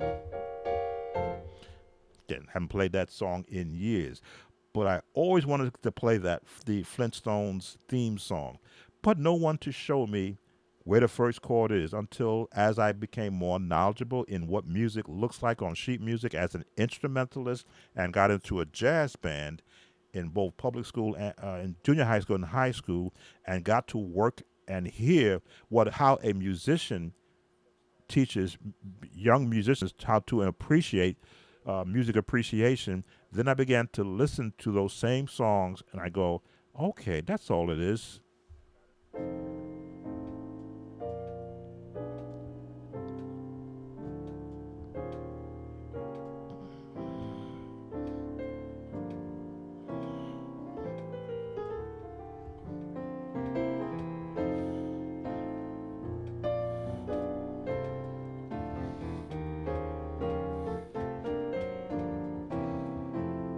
Because I was in a jazz band, so those chords were natural.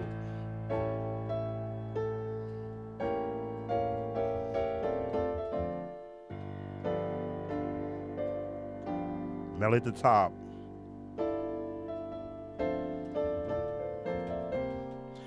Da-da-da-da.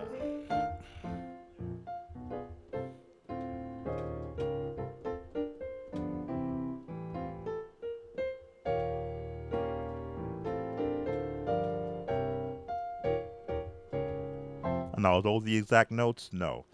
But my ears tell me they sound close enough. Put the sheet music in front of me, I would struggle with it. Put somebody playing it correctly in front of me and let me hear them. I don't have to see their hands. Let me just hear with their notes. I will find the notes because I'm not that far off. So our Black American musicians, not all of them, but some of them are they do cheat.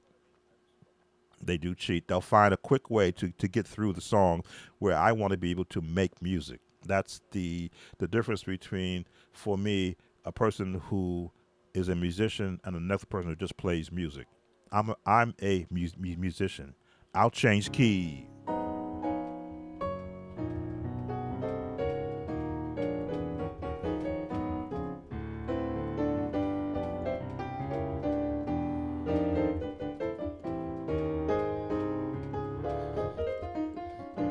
I'll make it gospel. I'll have you shouting to it.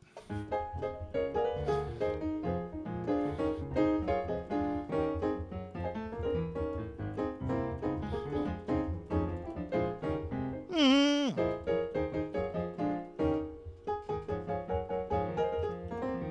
That's what I will do. I'll make it a shout. I'll have everybody shouting to the Flintstone theme, and they won't know it until they start to listen to it. They'll think, "Oh, this is This is a new shout. No, it's the theme to the Flintstones sped up. But that's what a musician will do. They'll look at it and go, "Hey, can I apply this here? Yeah, I can apply that there." What did I used to do? The Muffet theme.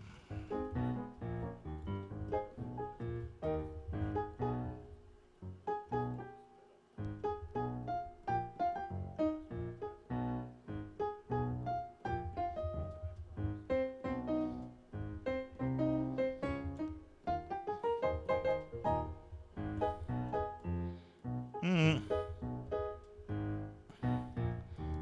I remember the bass.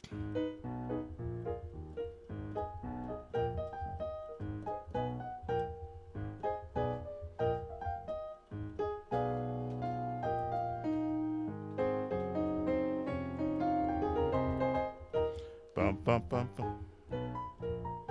Oh yeah, you can shout to that and folks would know it because it's just music.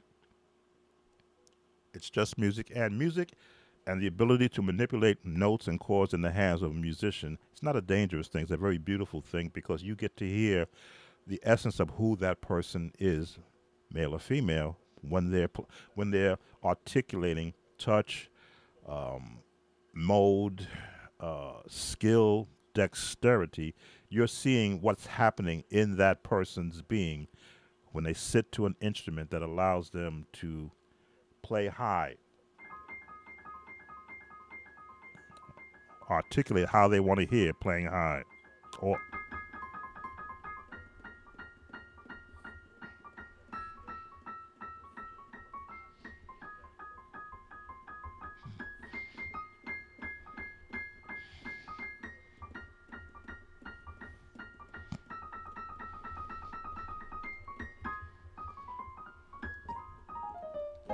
excuse me. But that's what music is. It is the essence of the person who is in front of an unaudible instrument that has no sound coming out of it until that person attacks it rhythmically because it is a percussion instrument, and then of course with their skill level.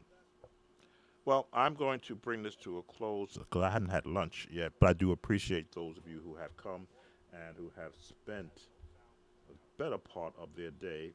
Let's just change our screen.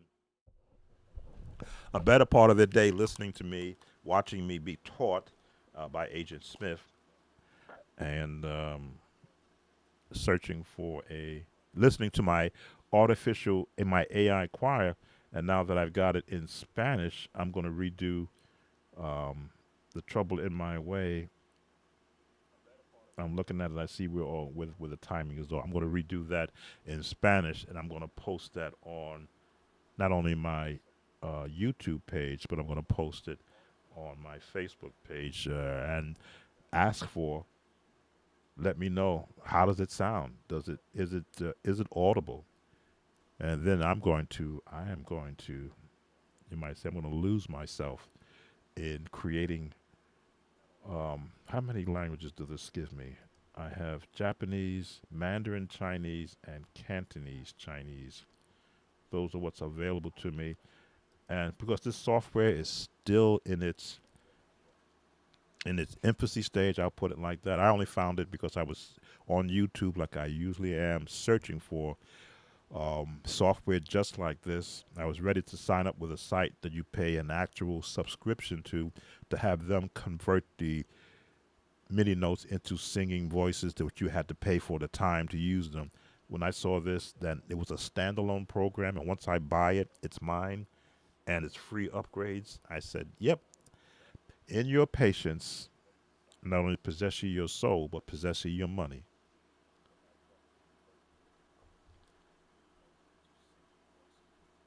Also access to instruments affects most upcoming musicians, especially piano, keyboards. You will find that musicians keep buying keyboards for several reasons. They want to stay current, but usually because they're mimicking someone else who they admire. If another person switches to Yamaha, a certain model, everybody wants to get that. If they switch to Nord, everybody wants to get that. They switch to Roland, everybody wants to get that because they think of that musician as being the leader. I am product loyal. if you have a good product and it's functioning for me, I don't need to upgrade it. I don't need to chase another product. Would I love to have a Nord keyboard? Somebody gave one to me, sure. But am I going to go out into the expense to play the piano sound that I can get from my Yamaha? I've got a Korg Chrome sitting behind me. That's my replacement keyboard for this one. And it's been there since 2012.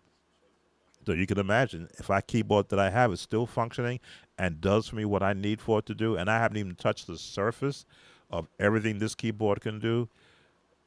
The Chrome was bought because it was lighter to carry out to church than this 50-pound Yamaha.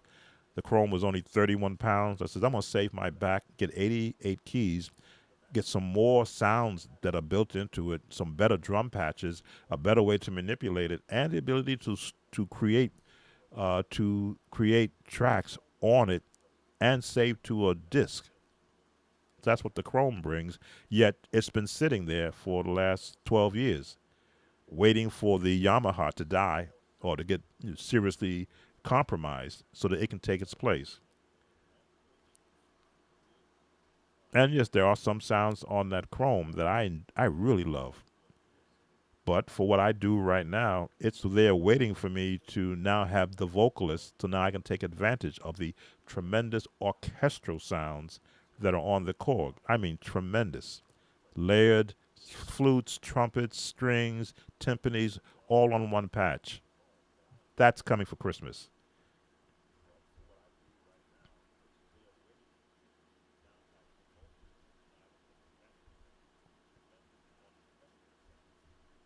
That's what's coming for the Christmas season. I'm going to be swapping keyboards and using those sounds with the vocalist that I have. And now that I can do it in a different language, Chinese, Cantonese, Spanish, and I believe Japanese was in there too. Did I say Japanese? Yes, Japanese is in there.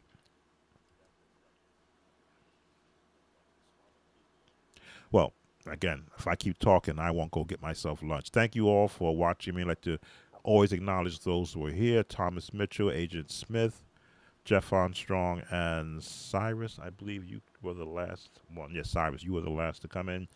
This will stay up, and 2 hours and 19 minutes. We're good. It's not as long as the last 5-hour one I did. Thanks for watching. Keep watching the channel. If you're not on the Patreon page, you're welcome to go there. You can join for free. I do have some samples of what I'm doing. I'm going to post some audio files on there that you can practice with to sort of entice you to join the Patreon page. It's $5 a month, and currently there's about 77 files of information, not just audio but video, pamphlets of chords, and I'm going to be now including some more of these audio files for practice files for that Patreon page, along with what's coming. I'm still working on the standard generic Christmas chord book. Every time I get into it, I'm changing what I'm doing. But I'm making it so that the very chords I use on Christmas songs, you have an image of what they look like. Not a video image, but a standard image where this chord can match the standard Christmas songs. I was still on 7 songs. I may keep it at 7 songs. And, well, I'll see. It's supposed to be out, ready to come out now, and it's not. Because I was ill for a few days earlier in the month. So that sort of threw me back a little bit. Then this software came out, which really threw me back. But it will be out, I would say now, middle of October versus the end of September. But it's for the musicians who are learning to play for the services, so it may not be for everybody, but it will be for anybody. I'll put it like that. Because you use chords that I currently use for Christmas songs in there. So thank you all for watching Sam Tobit's Sound of Joy Music's Sound of Joy Music Services. Yes, that's my company's name. As always, make a joyful noise unto the Lord, and thank you for your participation. Take care. Be blessed. For the rest of my life.